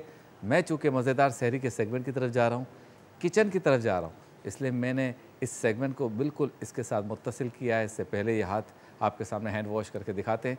तो चलते हैं उस सेगमेंट की जाने जिसमें शेफ़ इकबाल हमें रोज़ाना कोई ना कोई अच्छी जायके वाली डिश बनाना और पकाना सिखाते हैं। सेगमेंट का नाम है मज़ेदार सहरी।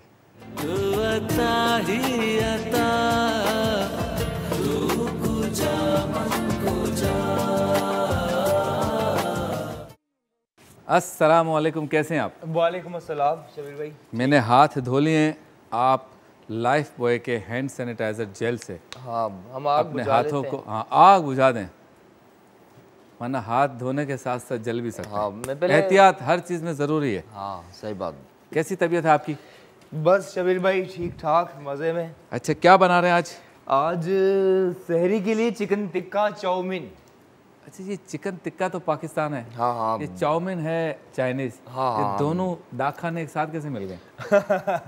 वो जो कहते ना चाइना वाले वाइयाँ हो, मतलब देखें शबीर भाई, आपने बात कही कि दुनिया की कोई भी चीज़ हम पाकिस्तान में अपने स्टाइल में बनाते हैं। रियल चाइनीज़ कोई नहीं खाता, रियल इटालियन ऐसा ही है।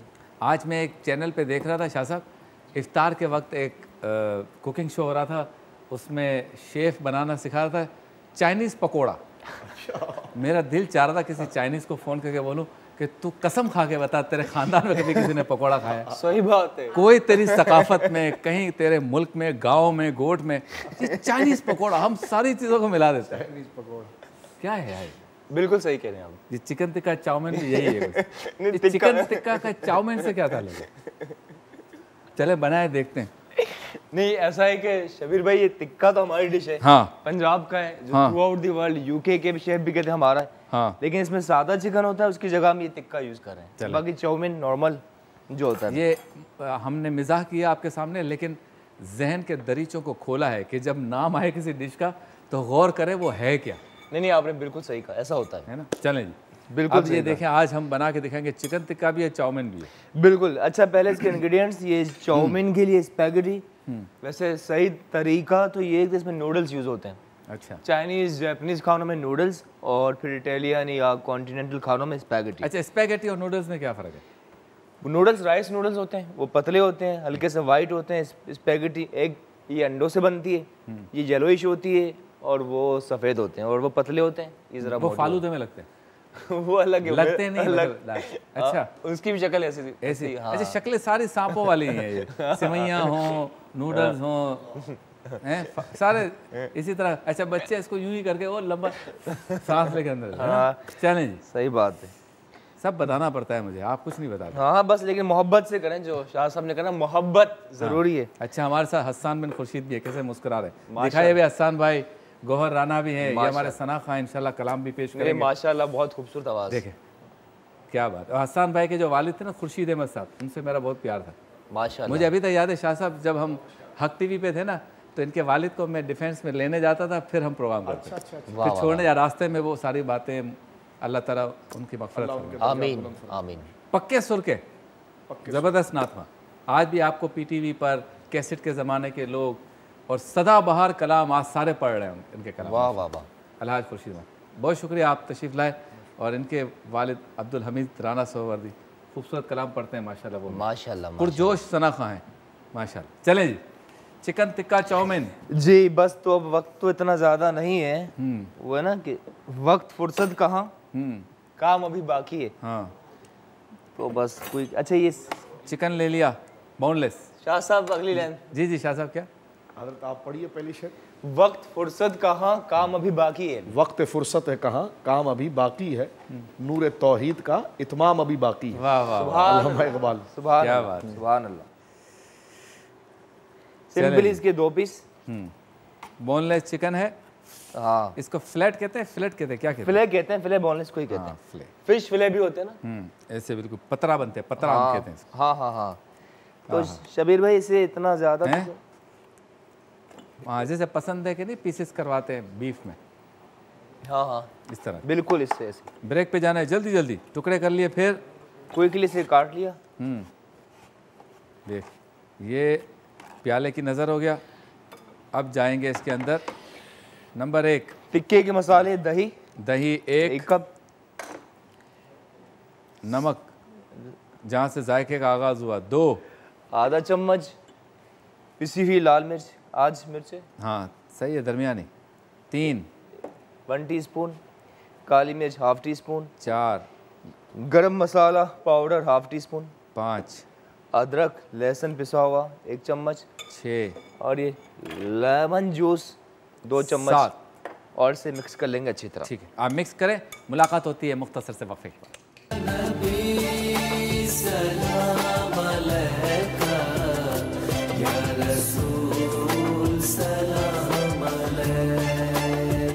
खुश आमदेद। कितने खूबसूरत लगते हैं, देखें कलर्स देखें, क्या अल्लाह बात ताला है। की नेमतें। वाह वाह वाह। सब्जियों के कलर देखें, फलों के माशाल्लाह। कलर्स देखें, माशाल्लाह। चिकन टिक्का चाउमीन बन रहा है जी। एक है, पानी एक है, ज़मीन एक है, हाँ, लेकिन रंग में फ़र्क आप देखें। कलर अलग, जायका क्या अलग, बात, साइज जायका अलग। वाह वाह, क्या बात। क्या हुआ भाई, मैरिनेट हो गया सब? हाँ शबीर भाई ऐसा ही है। क्या हो गया? अच्छा, कितने क्या? हाँ 2 से 3 चम्मच ऑयल, ठीक है। और इसे ज़रा सा गर्म होने दीजिए। कभी कभी ऑयल गर्म करना ज़रूरी होता है, कभी ठंडे ऑयल में ऐड करते हैं। उसके बाद ये, लेकिन ये ज़रा सा पोट को गर्म हो। हाँ, गर्म कर लीजिए। एक सवाल कर लूँ शाह साहब? Please, please. शाह साहब, मोहब्बत रसूल पे बात हो रही है हमारी, और 21 अप्रैल जो थोड़ी देर पहले गुजरा, हम 22 में दाखिल हो गए, वो डॉक्टर अल्लामा मोहम्मद इकबाल का दिन भी था। तो मोहब्बत रसूल से कनेक्शन डॉक्टर इकबाल की शायरी में हमें नज़र आता है। और फिर अगर मोहब्बत रसूल और इकबालियात की बात हो तो रज़वियों से ज़्यादा इसको कौन बयान कर सकता है? और वो रज़वी जो ख़ुद को रसूलुल्लाह का खादिम कहते हों? सुभान अल्लाह, क्या सुभान कहेंगे इस बात? बिल्कुल। देखिए कि अल्लामा इकबाल ने अपनी ज़िंदगी के अंदर इश्क़ रसूल करीम सल्लल्लाहु अलैहि वसल्लम और नात रसूल करीम सल्लल्लाहु अलैहि वसल्लम अपने कलाम के ज़रिए बहुत ज़्यादा इशाद फरमाई और नशर आपने किया। मुफ्ती साहब इससे पहले भी देखिए कि आपको अक़ल और इश्क़ की बात कर रहे थे, तो ये ले जाना ही उसी बारगाह की तरफ वो चाहते हैं। आपका शुरा आफाक कलाम का एक आखिरी जो उन्होंने मिसरा लिखा, जिस पर एक कलाम को ख़त्म किया कि की मोहम्मद से वफ़ात, तूने तो हम तेरे हैं, ये जहाँ चीज़ है क्या, लोहो कलम तेरे हैं। अब आप देखिए ये कितना एक आफाकी कलाम बना, और आपकी शख्सियत का इम्तिजाज ही वो बेदारी, यानी आपने उम्मत के अंदर वहदत और यकताई जो पैदा की और बेदारी पैदा की, वो जनाब रसूल करीम सल्लल्लाहु अलैहि वसल्लम की मोहब्बत की वजह से। और ये बताया कि ये तमाम सहाबा हों, अहले बैत हों, ये इस्लाम के दिगर नज़ारे हों, ये सिर्फ जलवे हैं उस असल चांद के जिनका नाम मोहम्मद रसूलुल्लाह क्या बात है सल्लल्लाहु अलैहि वसल्लम। इसमें एक बहुत बड़ी कलीदी किरदार अल्लामा इकबाल ने अपने दौरे मुबारका के अंदर गोया के किया है। क्या बात है। चलें जी, पिज़्ज़ा पॉइंट का पैगाम है, रमज़ान मुबारक में ऑनलाइन पिज़्ज़ा ऑर्डर कीजिए 55% डिस्काउंट। क्या बात, और हमारे मेहमानों के लिए ये फ्री में है, वाह वाउचर वाह वाह वाह। फ्री में। पिज़्ज़ा पॉइंट का शुक्रिया, जे डॉट का शुक्रिया, मलबूसात भेजते हैं। और सवाल आज जो हमारे सवाल चल रहे हैं आलिम टाइम में मोहब्बत रसूल के हवाले से, तो अल्लामा निसार उजागर साहब ज़रा बताइए, नात आप लिखते हैं, बहुत बड़ा ज़रिया है मोहब्बत रसूल और इश्क़ रसूल को उभारने का। लिखते वक्त शायर का जो तख़य्युल है वो मुख्तलिफ़ एंगल से सरकार की सीरत का पढ़ कर मुताला करके उसको सफ़ात की नज़र करता है। क्या वजह थी कि आप शायर बने तो नात ख़ानी के बने या नात के बने? बिस्मिल्लाहिर्रहमानिर्रहीम। देखिए, मोहब्बत रसूल तो ना मैं समझता हूँ कि इंसान की फ़ितरत में अल्लाह ताला ने अपना खौफ और अपने रसूल की मोहब्बत को रख दिया है। आप देखिए आलिम अरबाह के अंदर जो रूहें वहाँ आशना थी, तो वही रूहें दुनिया में आकर आशना होंगी। अगर वहाँ अजनबियत है तो यहाँ अजनबियत, अगर वहाँ आशनाई रही तो यहाँ आशनाई। हम दुनिया में जिन लोगों से मिला करते हैं उन्हीं लोगों से मुलाकात होती है, उन्हीं से आशनाई होती है। अगर हमने आलम अरबा में हमें उसकी पहचान हो गई। अब ये देखिए हमारी फितरत का तकाजा है। आप देखिए मोमिन की ज़िंदगी के दो उसूल हैं, एक खौफ खुदा और एक इश्क़ रसूल। इसी एतबार से आप हदीस में हम पढ़ते हैं कि अपने बच्चों को 3 बातें सिखाओ, नबी की मोहब्बत, आले नबी की मोहब्बत, कुरान के क़िरात। तो बच्चों को सिखाने की वजह क्या है? ताकि उसकी सरिश्त का हिस्सा बन जाए, फितरत का हिस्सा बन जाए। अब आया नात की तरफ क्यों आते हैं? क्योंकि जब हमारी पूरी ज़िंदगी गुजरती है हुजूर की मोहब्बत के अंदर, वो खद्दो खाल कैसे हैं और हुजूर की ज़िंदगी कैसी है, आपकी सीरत तैयबा का पैगाम क्या है, आपके अतबार कैसे हैं, आपके अखलाक कैसे हैं, आपका किरदार मुबारक कैसा है। लक़द काना लकुम फ़ी रसूलिल्लाहि उस्वतुन हसना, कुरान सुना रहा है मिदहत रसूल। तो जब ये सोचते हैं तो इंसान सोचता है कि अगर अल्लाह ताला ने तुम्हें ताकत दी है, कलम से कुछ लिखने की ताकत दी है, तो क्यों ना अपनी तवानाई हुजूर के ज़िक्र में खर्च की जाए। सही। आपकी मोहब्बत का पैगाम हुजूर की ज़ात होना चाहिए। आप देखें कि शायर अपने हद को पेंट करता है। डॉक्टर इकबाल की बात चल रही थी, तो इसी तरह जिस दौर के अंदर उन्होंने आँख खोली है वो बर्रे सग़ीर के अंदर वो जिहाद का एक वक्त है और अंग्रेज़ों से आज़ादी चाह रहे हैं और एक अलहदा वतन बनाने की बात आ रही है। तो इसलिए अरबी आहंग, अरबी जिहाद ये समझें, या अरबी लबो लहजा आपकी उर्दू शायरी में आ जाता है। वाह वाह वाह, आपने उर्दू में पेश कर दिया है।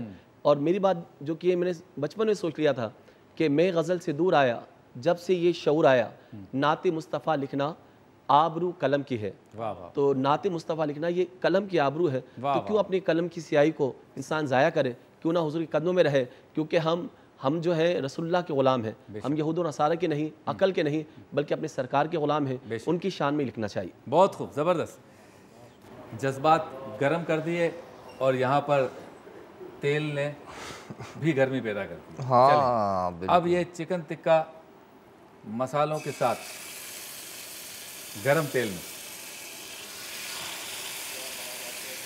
वाह, बहुत मोहब्बत से, प्यार से। अच्छा, बहुत ज़्यादा इसको ऑयल में डिबोना नहीं है। हाँ शबीर भाई, ये इतना ऑयल हो कि बस इसमें अच्छे से कुक हो जाए। उसके बाद ये पीसेस ऐड कर रहे हैं। दही और ऑयल का कलर आया वैसे, है ना? हाँ, आपने जो आगाज़ में बात की कि कलर की, रंगों की, तो यहाँ भी कलरफुल है बिल्कुल। ये मेरे ख्याल से पीस रह गया है, इसको भी ज़रा छोटा किया। हाँ, चूल्हा बेशक तेज़ रखिएगा, तेज़ आंच पे इसकी करनी है। लहसुन अदरक का पेस्ट, लाल मिर्च, गरम मसाला, काली मिर्च, दही, हाँ, ऑयल, गरम मसाला। ये क्या है? ये डाला है हमने? नहीं डाला। ये चिकन पाउडर शबीर भाई कुछ देर के बाद। कुछ देर के बाद चलेंगे। ठीक है, तो बस इसकी भुनाई करनी। नमक भी डाला है। नमक, हाँ, जहाँ से हुआ जायके का आगाज, बिल्कुल। तो अच्छे से इसकी भुनाई करनी है, मिक्सड वेल। और दूसरा, अगर शबीर भाई अफ्तारी हो, सहरी हो, इसमें सेहत ज़रूरी है। तो गोश्त से हमें प्रोटीन हासिल होता है, सब्जियां, फाइबर ज़रूरी है। ये आटा जो होता है ये कार्बोहाइड्रेट है। रोटी जो हम खाते हैं, चपाती, पराठा, ज़रूरी है हमारे लिए। एनर्जी होगी तो थ्रू आउट द डे। क्या बात, इबादतें और सब कुछ।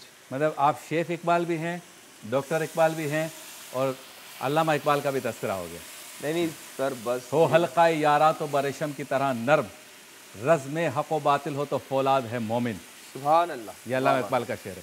अफलाक से है इसकी हरीफाना कशाकश, खाकी है मगर खाक से आज़ाद है मोमिन। ब्रेक।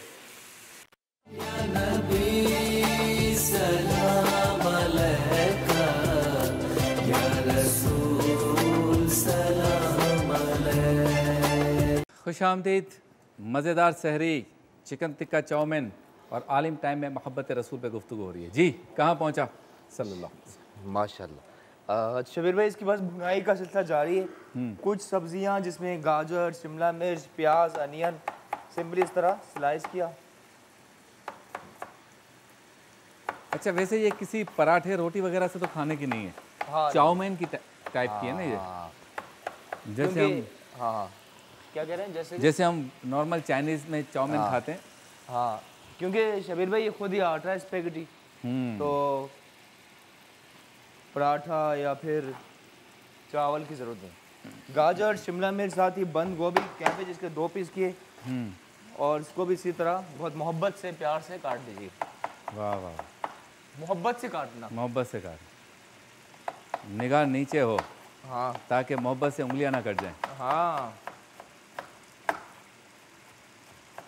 हाँ,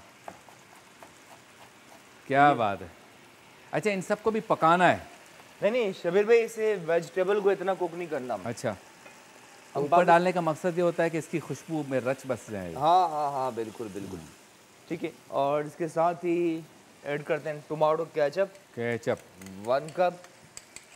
अब तो ऐसा लगता है कि अगर केचप ना होती तो क्या होता। सही बात। इतनी ज़रूरी हो गई है। बच्चे कहते हैं फ्रेंच फ्राइज़ केचप, घर में पकोड़ा है तो केचप, समोसा है तो केचप। अब देखें, अब पकाने में भी केचप आ गया। केचप भी जिसने बनाया, बहुत सियाने हैं लोग। ऐसे ऐसे लोग टेक्निक, ज़िंदगी का जो चीज़ हिस्सा नहीं होती उसको भी बना देते हैं। क्या बात है। यानी अब मार्केटिंग का दौर आ गया ना। तो पहले ऐसा होता था जिस चीज़ की ज़रूरत है उसको बनाया जाए। अब जिसको बनाना है ना उसको पहले ज़रूरत बना लेते हैं। हाँ, कि वो हमारी ज़िंदगी की ज़रूरत बन जाए। क्या बात, ताके बिके। क्या बात। दुनिया की कैसी कैसी प्रोडक्ट होती हैं, बिरयानी नहीं बिकती, पानी बेचते हैं, और दुनिया का कितना बड़ा बिजनेस है। ईद आती है ना तो ईद कार्ड का सीज़न आ जाता है। अब तो खैर वो नेट पे आ गया सारा कुछ, तो ये तो कहीं था ही नहीं, लेकिन एक वक्त था, ज़रूरत बन गई ये भी।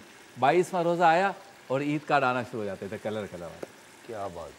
फिर बड़ी बड़ी कंपनीज एक दूसरे को ईद कार्ड भेजती हैं, बाई पोस्ट सब भी भेजती हैं। तो अब सारा निज़ाम तब्दील हो गया। हाँ जी, केचप चली गई। हाँ, निज़ाम तब्दील हो गया। अब डिश को भी ज़रा सा तब्दील करें। तब्दील करें। काली मिर्च और केचप, और अब ये चिकन पाउडर, हल्का सा नमक, हल्की सी सफ़ेद मिर्च, और बस इसे ज़रा मिक्स करना है। ठीक है ना, मिक्स करेंगे। Mix it well.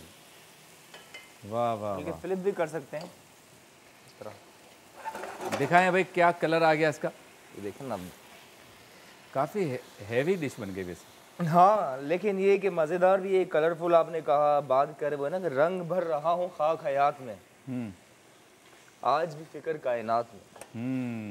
क्योंकि अब कुछ पता नहीं है शबीर भाई। थोड़े दिन ही रह गए मरने में। चले, मुलाकात होती है मुख्तसर से जना से ब्रेक के बाद।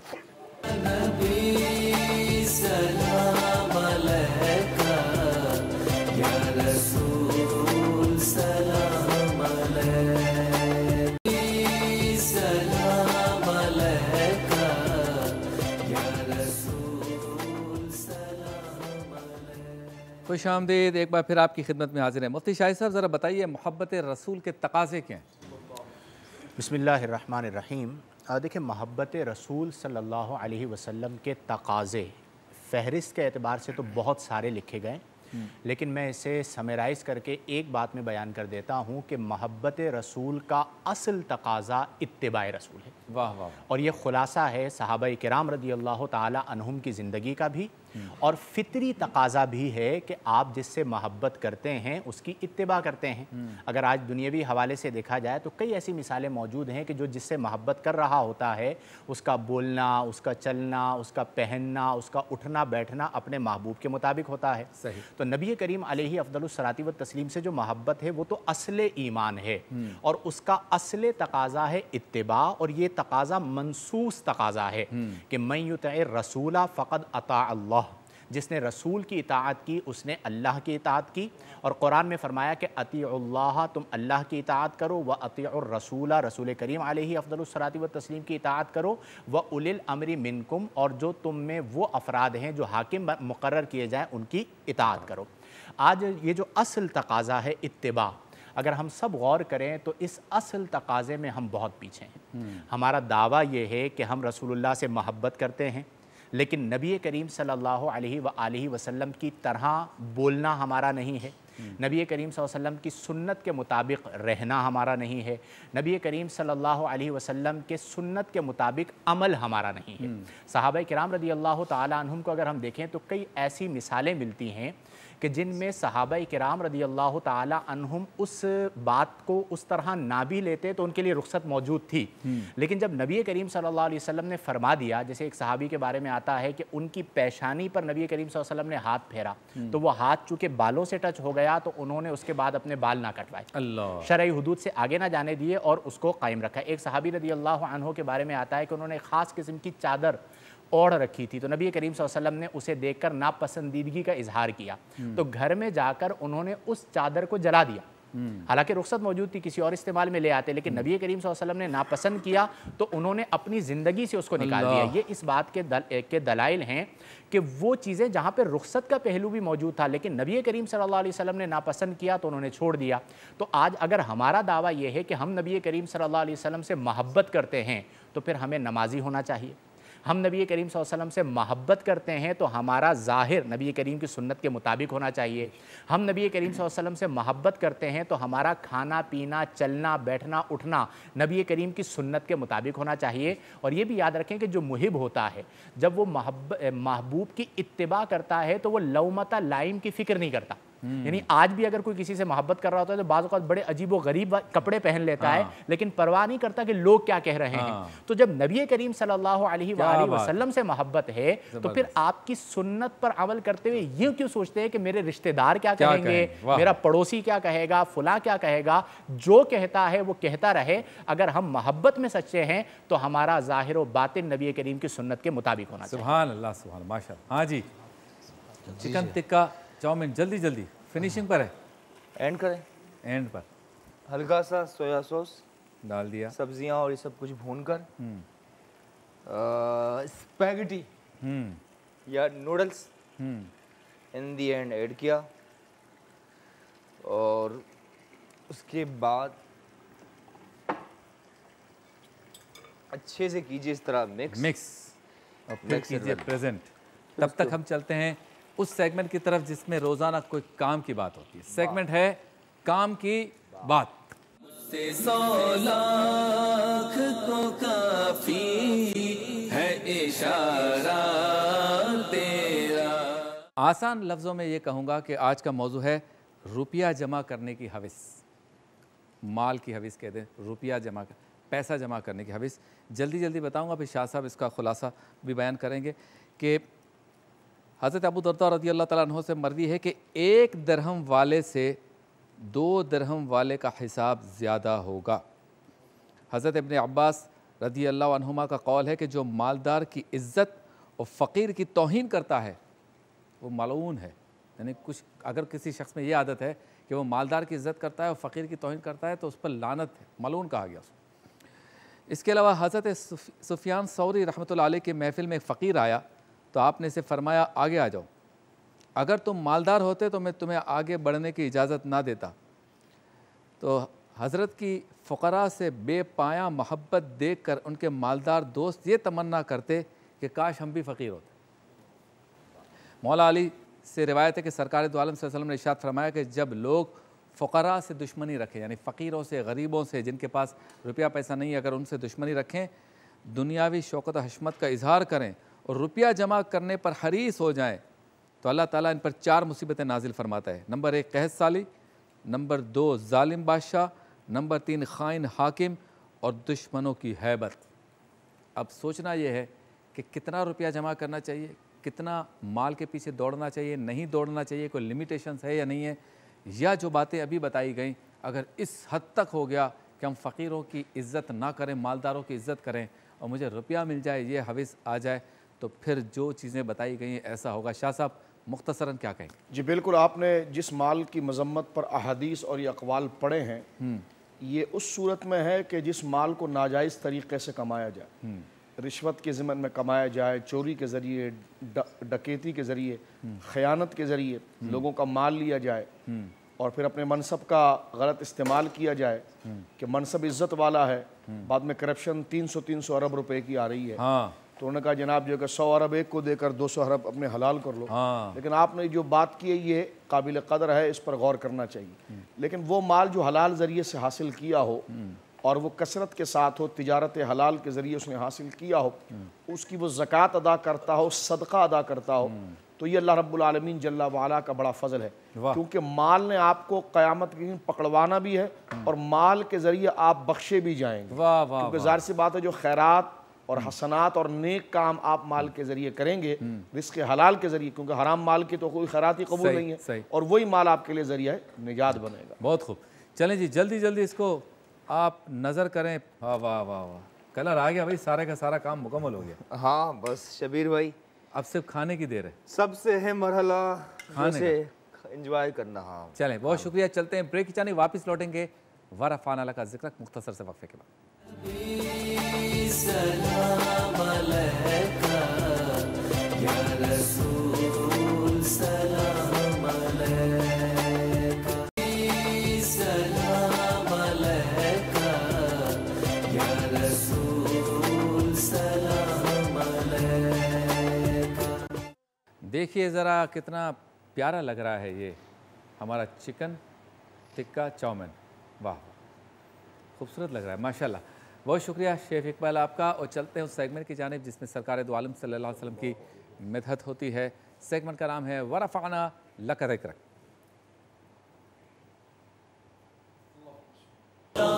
तुझसे मेरी दुआ है। सान बिन खुर्शीद सल्लल्लाहु अलैहि या रसूल अल्लाह वसल्लम अलैका या हबीब अल्लाह। हबीब रब्बुल उला मोहम्मद शफी रोज़े जज़ा मोहम्मद, निगाह का मुद्दा मोहम्मद, ख्याल का आसरा मोहम्मद। हबीब रब्बुल दुरूद भेजा है खुद खुदा ने, दुरूद भेजा है खुद खुदा ने, रुमूज को उनके कौन जाने। कहीं वो महबूब किबरिया थे, कहीं लक़ब उनका था मोहम्मद, कहीं वो महबूब किबरिया थे, कहीं लक़ब उनका था मोहम्मद। मैं अपनी उक़बा सवारता हूँ, पैगों पुकारता हूँ, उन्हीं को पैगों पुकारता हूँ। मेरी जुबान पर है या हबीबी, मेरी जुबान पर है या हबीबी, मेरा वजीफा है या मोहम्मद। मेरी जुबान पर है या हबीबी, मेरा वजीफा है या मोहम्मद। इसी तमन्ना में जी रहा हूँ कि जाके रोजे की जालियों पर सुनाऊं हाले दिली में उनको, सुनाऊं हाले दिली में उनको। सुने मेरा माजरा मोहम्मद, हबीब रब्बुल उला मोहम्मद, शफी रोज़े जज़ा मोहम्मद। सुभान अल्लाह, माशाअल्लाह। जरा पढ़े वो आखिरी शेर, इसी तमन्ना। इसी तमन्ना में जी रहा हूँ कि जाके रोज़े की जालियों पर सुनाऊं हाल दिली में उनको। सुने मेरा माजरा मोहम्मद। क्या कहेंगे शाह साहब इस ख्वाहिश पर? ये आखिरी शेर भी बहुत माना खेज़ है। और सरकार अलैहिस्सलाम अपनी उम्मत को उनकी माँ और बाप से ज़्यादा चाहते हैं। वाह। तो फिर उम्मती भी अपने दिल की इल्तिजाएँ अपनी वहाँ पर पेश करता है कि जो उम्मत को माँ से ज़्यादा चाहता है। सरकार करीम कुरान ने कहा लक़द जाअकुम रसूलुम मिन अनफुसिकुम अज़ीज़ुन अलैहि मा अनित्तुम हरीसुन अलैकुम बिल मुमिनीन रऊफ़ुर रहीम, कि ये वो रसूल मुबारक तुम में आए कि तुम्हारा मुशक्क़त में रहना इनसे देखा ही नहीं जाता। हरीसुन अलैकुम बिल मुमिनीन रऊफ़ुर रहीम, ये तुम्हारी कामयाबी के लिए और तुम्हारी तरक्की के लिए और तुम्हारी रहमत और आसानी के लिए रब की बारगाह में तुम्हारे लिए बहुत ज़्यादा चाहने वाले। वाह वाह। और अल्लाह ने फरमा बिल मुमिनीन रऊफ़ुर रहीम, कहाँ माँ की ममता, कहाँ हुजूर का प्यार। क्या बात। तो ये तो ज़मीन व आसमान से ज़्यादा का फ़र्क है। लेकिन इस नात मुबारक में जो जनाब ने पढ़ा है, इसमें असल जो बार बार ज़ात मुस्तफ़ा करीम सल्लल्लाहु अलैहि वसल्लम का नाम मुबारक आया और हर वस्फ़ और हर कमाल की तरफ शायर ने इशारा किया कि हबीब रब्बुल उला मोहम्मद, शफ़ी रोज़े जज़ा मोहम्मद सल्लल्लाहु अलैहि वसल्लम। मैं यहाँ पर इस नात के ख़ुलासे में ये बात अर्ज़ करना चाहता हूँ, जब सरकार करीम अलैहिस्सलाम के मर्तबा और मकाम और अल्लाह के महबूब आज़म और नाइब मुतलक़ होना और शफ़ी आज़म होना, रईस यौम शफ़ा होना, इमामुल अंबिया होना, ये तमाम कमालात यहाँ पर ज़िक्र किए हैं। वहीं पर सरकार करीम अलैहिस्सलाम के नाम मुबारक की तरफ लक़ब मोहम्मद, इसका भी इशारा किया। मैं अपने लिए और नाज़रीन के लिए ये बात अर्ज़ करना चाहता हूँ कि सरकार करीम अलैहिस्सलाम की मोहब्बत और आपके एहतराम में ये चीज़ भी लाजिम है कि आपको नाम से ख़िताब ना किया जाए। और ये जो नाम है मोहम्मद सल्लल्लाहु अलैहि वसल्लम, अब इसकी हसासियत की तरफ मैं और आप तवज्जो करें। ये हुजूर सय्यद आलम सल्लल्लाहु अलैहि वसल्लम का लक़ब भी है और नाम मुबारक और आलम भी है। मसलन आप देखें कि एक शख्स है बिला तशबीह से कि जिनका नाम अब्दुल्ला है, नाम तो उनका अब्दुल्ला है, लेकिन वो अच्छे नातख़्वां भी हैं, वो अच्छे आलिम भी हैं, वो हाफिज़ कुरान भी हैं। तो ये हाफिज़ कुरान होना, आलिम होना, नातख़्वां होना, ये उनके सिफ़ात हैं। नाम उनका अब्दुल्ला है। तो इस मिसाल से आप समझ लें कि सरकार करीम अलैहिस्सलाम का नाम मुबारक मोहम्मद, तो अगर इसको हम हुजूर का नाम समझ कर अगर या मोहम्मद कहें तो इसकी इजाज़त नहीं। अच्छा, एक बात। हाँ, शायर ने जो इशारा किया वो ये है, इस माने में है या मोहम्मद कहना कि ए वो ज़ात जिसको रब ने बहुत ज़्यादा सराहा। वाह वाह वाह। ए वो ज़ात जिसको बहुत ज़्यादा कमाल और मर्तबा, जिनकी तारीफ बार बार की गई। इसलिए उलमा ने लिखा कि लफ्ज़ मोहम्मद सल्लल्लाहु अलैहि वसल्लम को इसमियत से वसफियत की तरफ फेरा गया।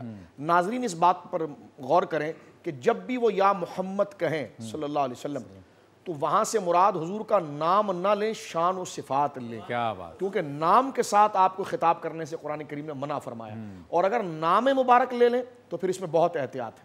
इमाम अहले सुन्नत से पूछा गया कि एक मजलिस में, क्योंकि हुजूर का ज़ाती नाम है ना कि मेरा ज़मीन पर नाम मोहम्मद है, आसमानों पर अहमद है सल्लल्लाहु अलैहि वसल्लम, तो जब ये नाम हुजूर अलैहिस्सलाम का हुआ तो उसका एहतराम ये है, उलमा ने लिखा कि क्या इस एक मजलिस में कई दफ़ा नाम आ जाए तो क्या हर दफ़ा दुरूद पढ़ना पड़ेगा?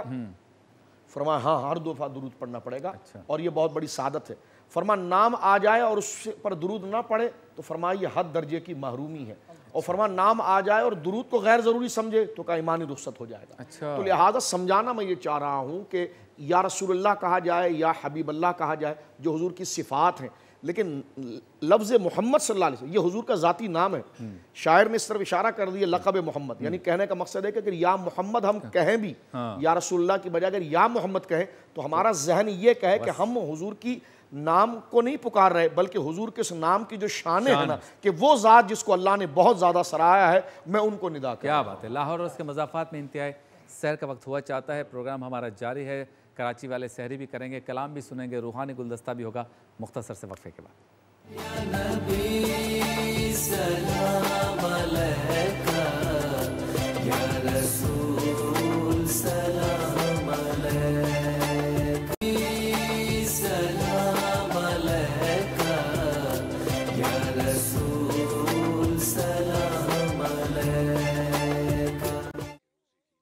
कराची वाले सहरी कर रहे हैं, वेलकम बैक। और कलाम सुनते हैं हाफिज़ गौहर राना सोहवर्दी से। सहरी हम करेंगे, आप कलाम सुनाएं, लोग घरों पे भी सुनेंगे इंशाअल्लाह। इश्क़ नबी मेरे वाह वाह वाह। दिल में भी समा जाना, इश्क़ नबी मेरे दिल में भी समा जाना,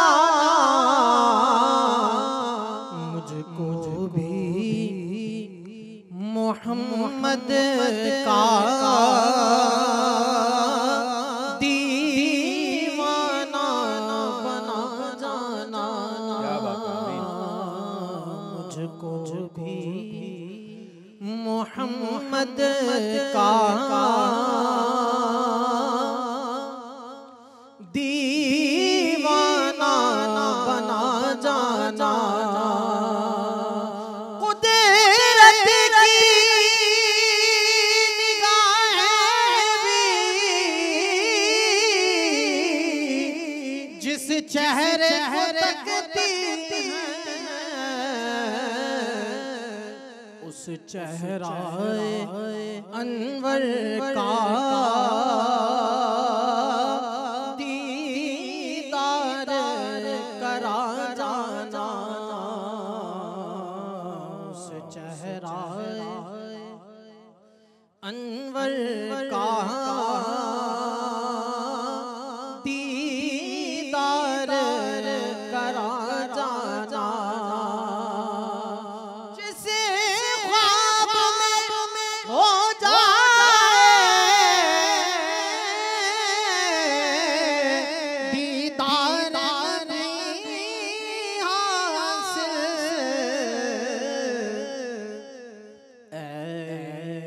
इश्क़ कभी मुझको नींद ऐसी सुला जाना, इश्क़ कभी मुझको नींद ऐसी सुला जाना, मुझको भी मोहम्मद का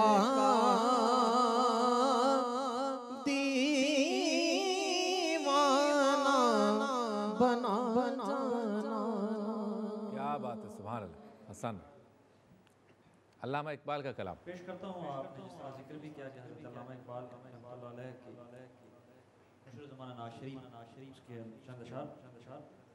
लौह भी तो कलम भी तो वाह वाह वाह।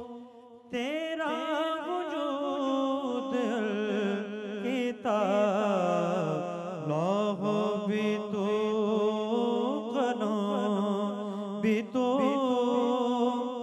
तेरा वजूद किताब गुंबद आबगी नर तेरे मुहीत में वाह वाह। शौक तेरा अगर न हो मेरी नमाज का ईमान शौक तेरा अगर न हो मेरी नमाज का ईमान मेरा क़याम भी हिजाब मेरा सुजूद भी हिजाब मेरा क़याम भी हिजाब सलाम अलैका या रसूल सलाम अलैका।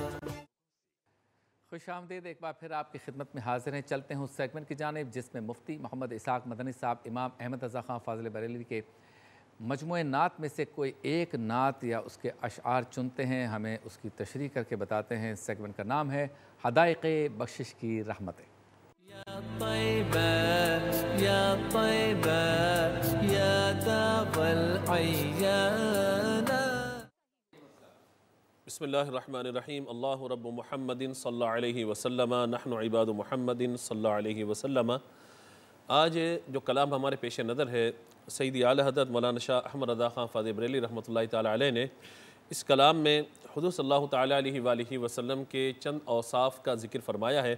आइए उन अशार की तरफ चलते हैं, इस कलाम की तरफ चलते हैं। इस कलाम का मतला है कलाम इलाही में शम्सुद्दुहा तेरे चेहरा नूर फ़ज़ा की कसम, कसम शब तार में राज ये था कि हबीब की जुल्फ़े दोता की कसम। यानी अल्लाह तबारक व तआला ने वद्दुहा कहकर कुरान पाक में हुज़ूर सल्लल्लाहु ताला अलैहि वसल्लम के चेहरे अनवर की तरफ इशारा फरमाया और वल्लैली इदा सजा कहकर हुज़ूर सल्लल्लाहु ताला अलैहि वसल्लम की मुबारक जुल्फ़ों की तरफ इशारा फरमाया। और इस बात को यूँ भी समझ लीजिए, अगर इश्क की ज़बान में हम यूँ कहें तो ये बात बेजा न होगी कि अगर दिन रोशन है तो वद्दुहा के चेहरे वाले आका सल्लल्लाहु ताला अलैहि वसल्लम के रुख रोशन की वजह से, और अगर रात की स्याही है तो हुजूर की स्याह जुल्फ़ों की वजह से मारिद वजूद में आई है। ये इश्क की ज़बान में आला हज़रत रहमतुल्लाहि ताला अलैह ने तर्जमा किया। आगे फरमाते हैं कि वो खुदा ने है मर्तबा तुझको दिया, न किसी को मिले न किसी को मिला, कि कलाम मजीद ने खाई शहा तेरे शहरो कलामो बका की कसम।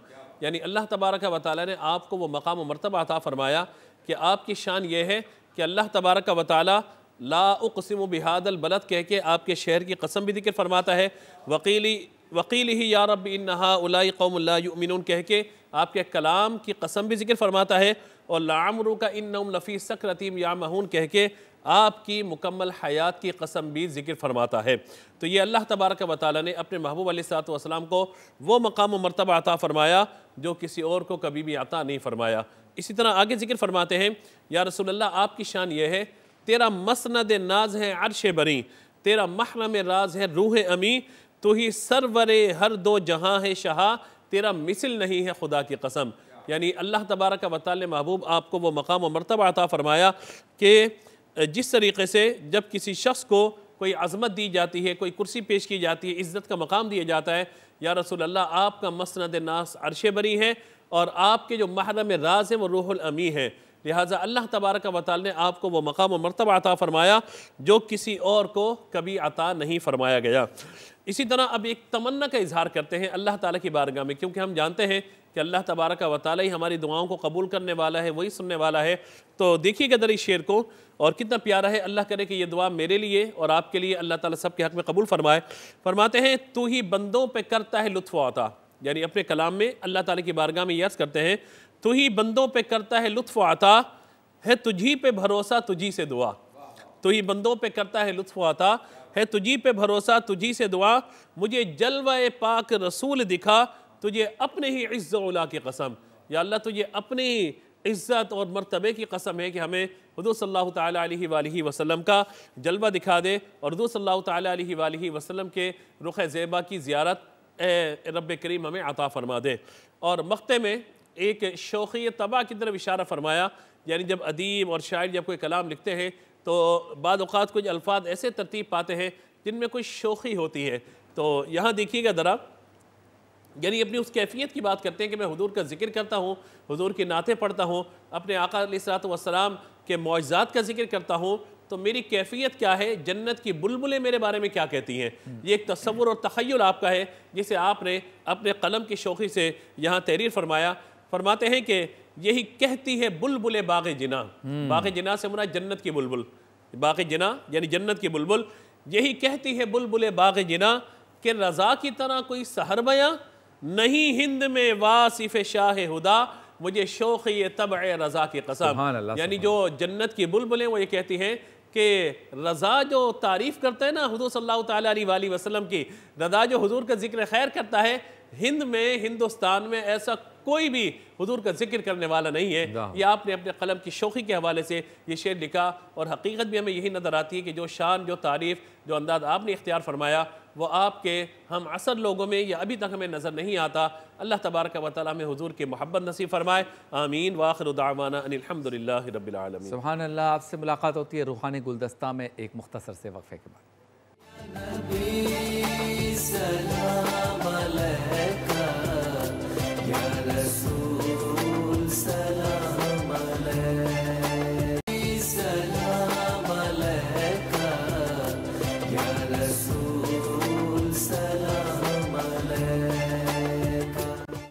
वक्त हुआ है उस सेगमेंट का जो आपका मेरा हम सबका पसंदीदा सेगमेंट है, रूहानियत से भरपूर सेगमेंट का नाम है रूहानी गुलदस्ता।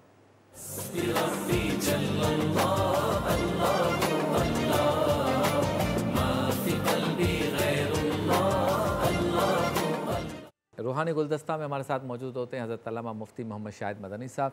अच्छा मुफ्ती साहब, ज़बान की हिफाजत के हवाले से सूफिया सल्फ़ुस सालिहीन क्या फरमाते हैं? बिस्मिल्लाहिर्रहमानिर्रहीम। देखें, अहले तरीक़त के यहाँ जिस तरह हमने निगाहों की हिफाजत के हवाले से गुफ्तगू की, इसी तरह ज़बान की हिफाजत पर बहुत ज़्यादा ज़ोर दिया जाता है। गैर ज़रूरी तौर पर गुफ्तगू करना, गप्पे मारना जिसे कहा जाता है, लतीफ़े सुनाना, इन चीज़ों से मना किया जाता है।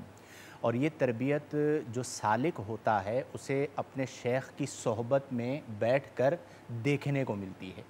यानी अक्सर सूफिया अपनी ज़बान से नहीं समझाते, अपनी निगाहों से समझाते हैं। यानी अल्लाह तबारक व तआला उनकी निगाहों में ये तासीर पैदा फरमा देता है कि वो कुछ बोले बग़ैर अपनी नज़रों से उसके दिल की दुनिया को ज़ेरो ज़बर कर देते हैं। क्या बात। ज़बान की हिफाजत शबीर भाई इसलिए भी अहम है कि ज़बान का जो ज़रर है वो बहुत बड़ा है।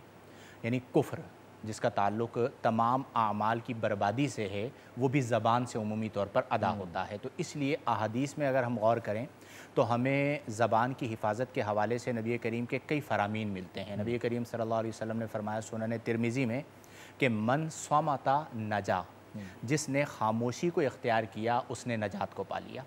नबी करीम अलैहि अफ़ज़लुस सलाती व तस्लीम ने फरमाया कि मैं यदमनु ली मा बैना लिह्यैहि व मा बैना रिजलैहि अदमनु लहुल जन्नह, कि जो शख्स मुझे अपने ज़बान और अपनी शर्मगाह की ज़मानत दे तो मैं उसे जन्नत की ज़मानत देता हूँ। क्या बात। यानी जन्नत की ज़मानत नबी करीम सल्लल्लाहु अलैहि वसल्लम अता फरमा रहे हैं। आज के दौर में मैंने ये देखा है कि ज़बान का गैर ज़रूरी इस्तेमाल, गैर मोहतात इस्तेमाल बहुत ज़्यादा हो गया है और बाज़ औक़ात ये समझा जाता है कि जो नहीं बोलेगा उसकी अहमियत नहीं होगी। तो कई बार आप बोल कर शर्मिंदा होते हैं, ना बोल कर शर्मिंदा नहीं होते, बल्कि ना बोलना आपके लिए नाफ़े होता है। तो इसलिए ज़बान को कम इस्तेमाल करें। जो बोलना है उसके बजाय आप दुरूद पाक पढ़ लें, आप तिलावत कुरान कर लें।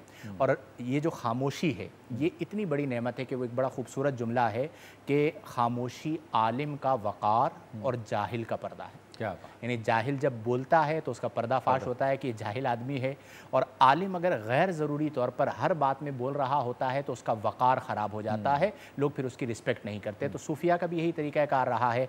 हमें भी अपनी ज़िंदगी में इसी चीज़ को शामिल करना चाहिए कि बोलना हो तो सोच समझ कर बोलें और गैर ज़रूरी तौर पर ना बोलें। अल्लाह तबारक व तआला आपकी ज़ात में रौब को पैदा फरमाएगा। क्या बात। हुज़ूर आज का वजीफ़ा बताइए। जी, आज का जो रूहानी वजीफ़ा है वो है आयतुल कुर्सी। आयतुल कुर्सी के कसीर फ़वाइद हैं, और बाज़ों ने तो यहाँ तक लिखा कि मा कुरी अलहू, यानी आयतुल कुर्सी और सूरह यासीन जिस भी काम के लिए पढ़ी जाए अल्लाह ताला उसमें कामयाबी अता फरमाता है। मैं जो वजीफ़ा अर्ज़ कर रहा हूँ, चूँकि आज पुरफितन दौर है, गुनाहों से बचना होता है, कदम ब कदम असबाब गुनाह मौजूद होते हैं, और बाज़ औक़ात मैलान क़ल्ब जो है वो गुनाहों की तरफ हो जाता है।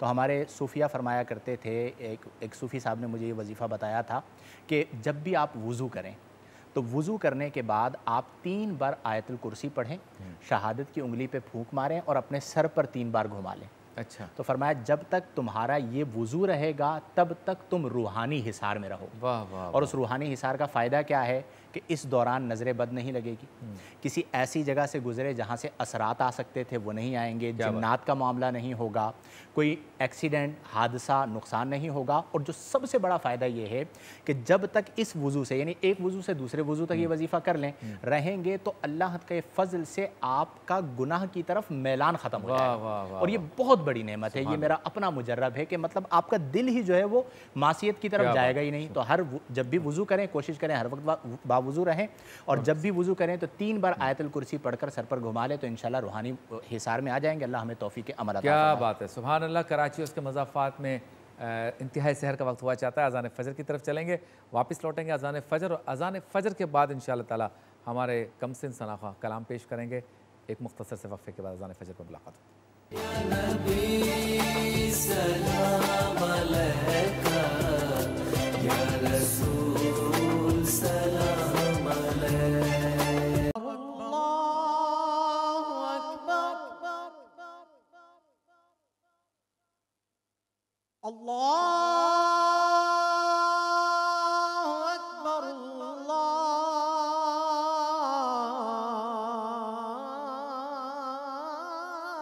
अल्लाहु अकबर। अशहदु अल्ला इलाहा इल्लल्लाह,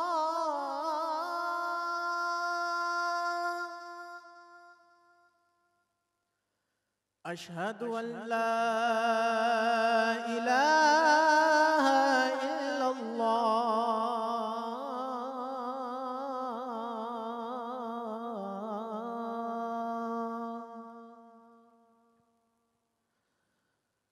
अशहदु अन्ना मुहम्मदर रसूलुल्लाह,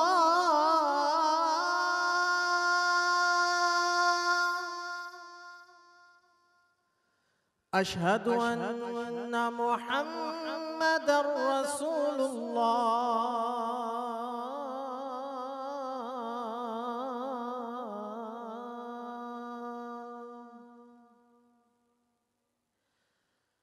हय्या अला सलाह,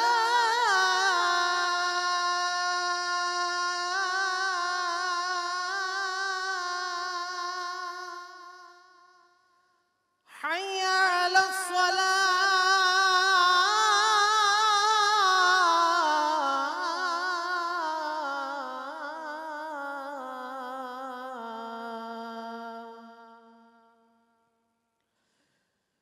हय्या अलल फलाह,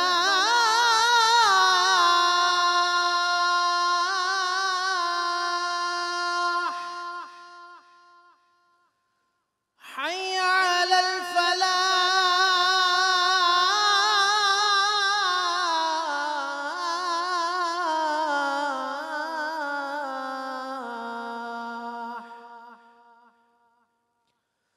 अस्सलातु खैरुम मिनन नौम,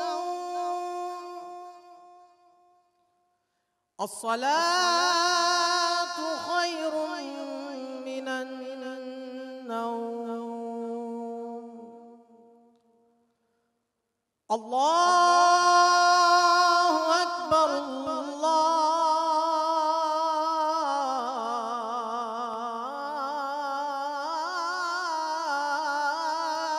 अकबर ला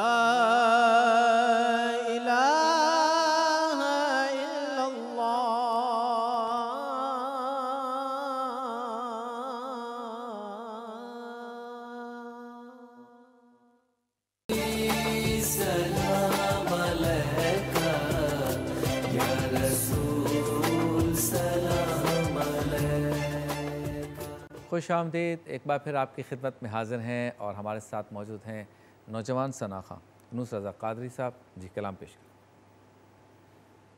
हुजूर आपके दर का मैं अदना गदा हूँ, मेरे दम में आका ये दम आपका है। हुजूर आपके टुकड़ों पर जी रहा हूँ, मैं कुछ भी नहीं हूँ, करम आपका है। मैं सबसे बुरा हूँ, मैं ये मानता हुजूर आपका हूँ, यही जानता हूँ। हुजूर आपका हूँ, यही जानता हूँ। बड़ा नाज है मुझको मेरे मुस्तफा पर, अता जो किया है भरम आपका है। ये कुरान जो रब ने नाजिल किया है, हुजूर आपका ही कसीदा लिखा है। हुजूर आपका ही कसीदा लिखा है। खुदा कह रहा है हबीबे खुदा से, ये लोह भी तुम्हारी कलम आपका है। जहाँ पर फरिश्ते सलामी को आए, जहाँ पर ये इंसान मेराज पाए, जहाँ पर ये इंसान मेराज पाए, छम जहाँ पर से नूर खुदा का, मेरे मुस्तफा वो हरम आपका है। हुजूर आपके टुकड़ों पर जी रहा हूँ, मैं कुछ भी नहीं हूँ, करम आपका है। माशाल्लाह, बहुत खूब। अपने मेज़बान शब्बीर अबू तालिब को कल तक के लिए इजाज़त दीजिए। कल इंशाअल्लाह हमारा खुसूसी प्रोग्राम होगा हज़रत सैयदा खदीजतुल कुबरा रज़ियल्लाहु ताला अन्हा का। प्रोग्राम के अख्तिताम पर हाफिज़ गौहर राना साहब का कलाम और इसी कलाम पे होगा महफिल का अख्तिताम। मैं तो पंजतन का गुलाम हूँ, मैं गुलाम इब्ने गुलाम हूँ, मैं तो पंजतन का गुलाम हूँ। मुझे इश्क है तो खुदा से है, मुझे इश्क है तो रसूल से, ये करम है सारा बतूल का, मेरे मुंह से आए महक सदा, जो मैं नाम लूं तेरा झूम के, मैं तो पंजतन का गुलाम हूँ। मुझे इश्क से वो समय से है,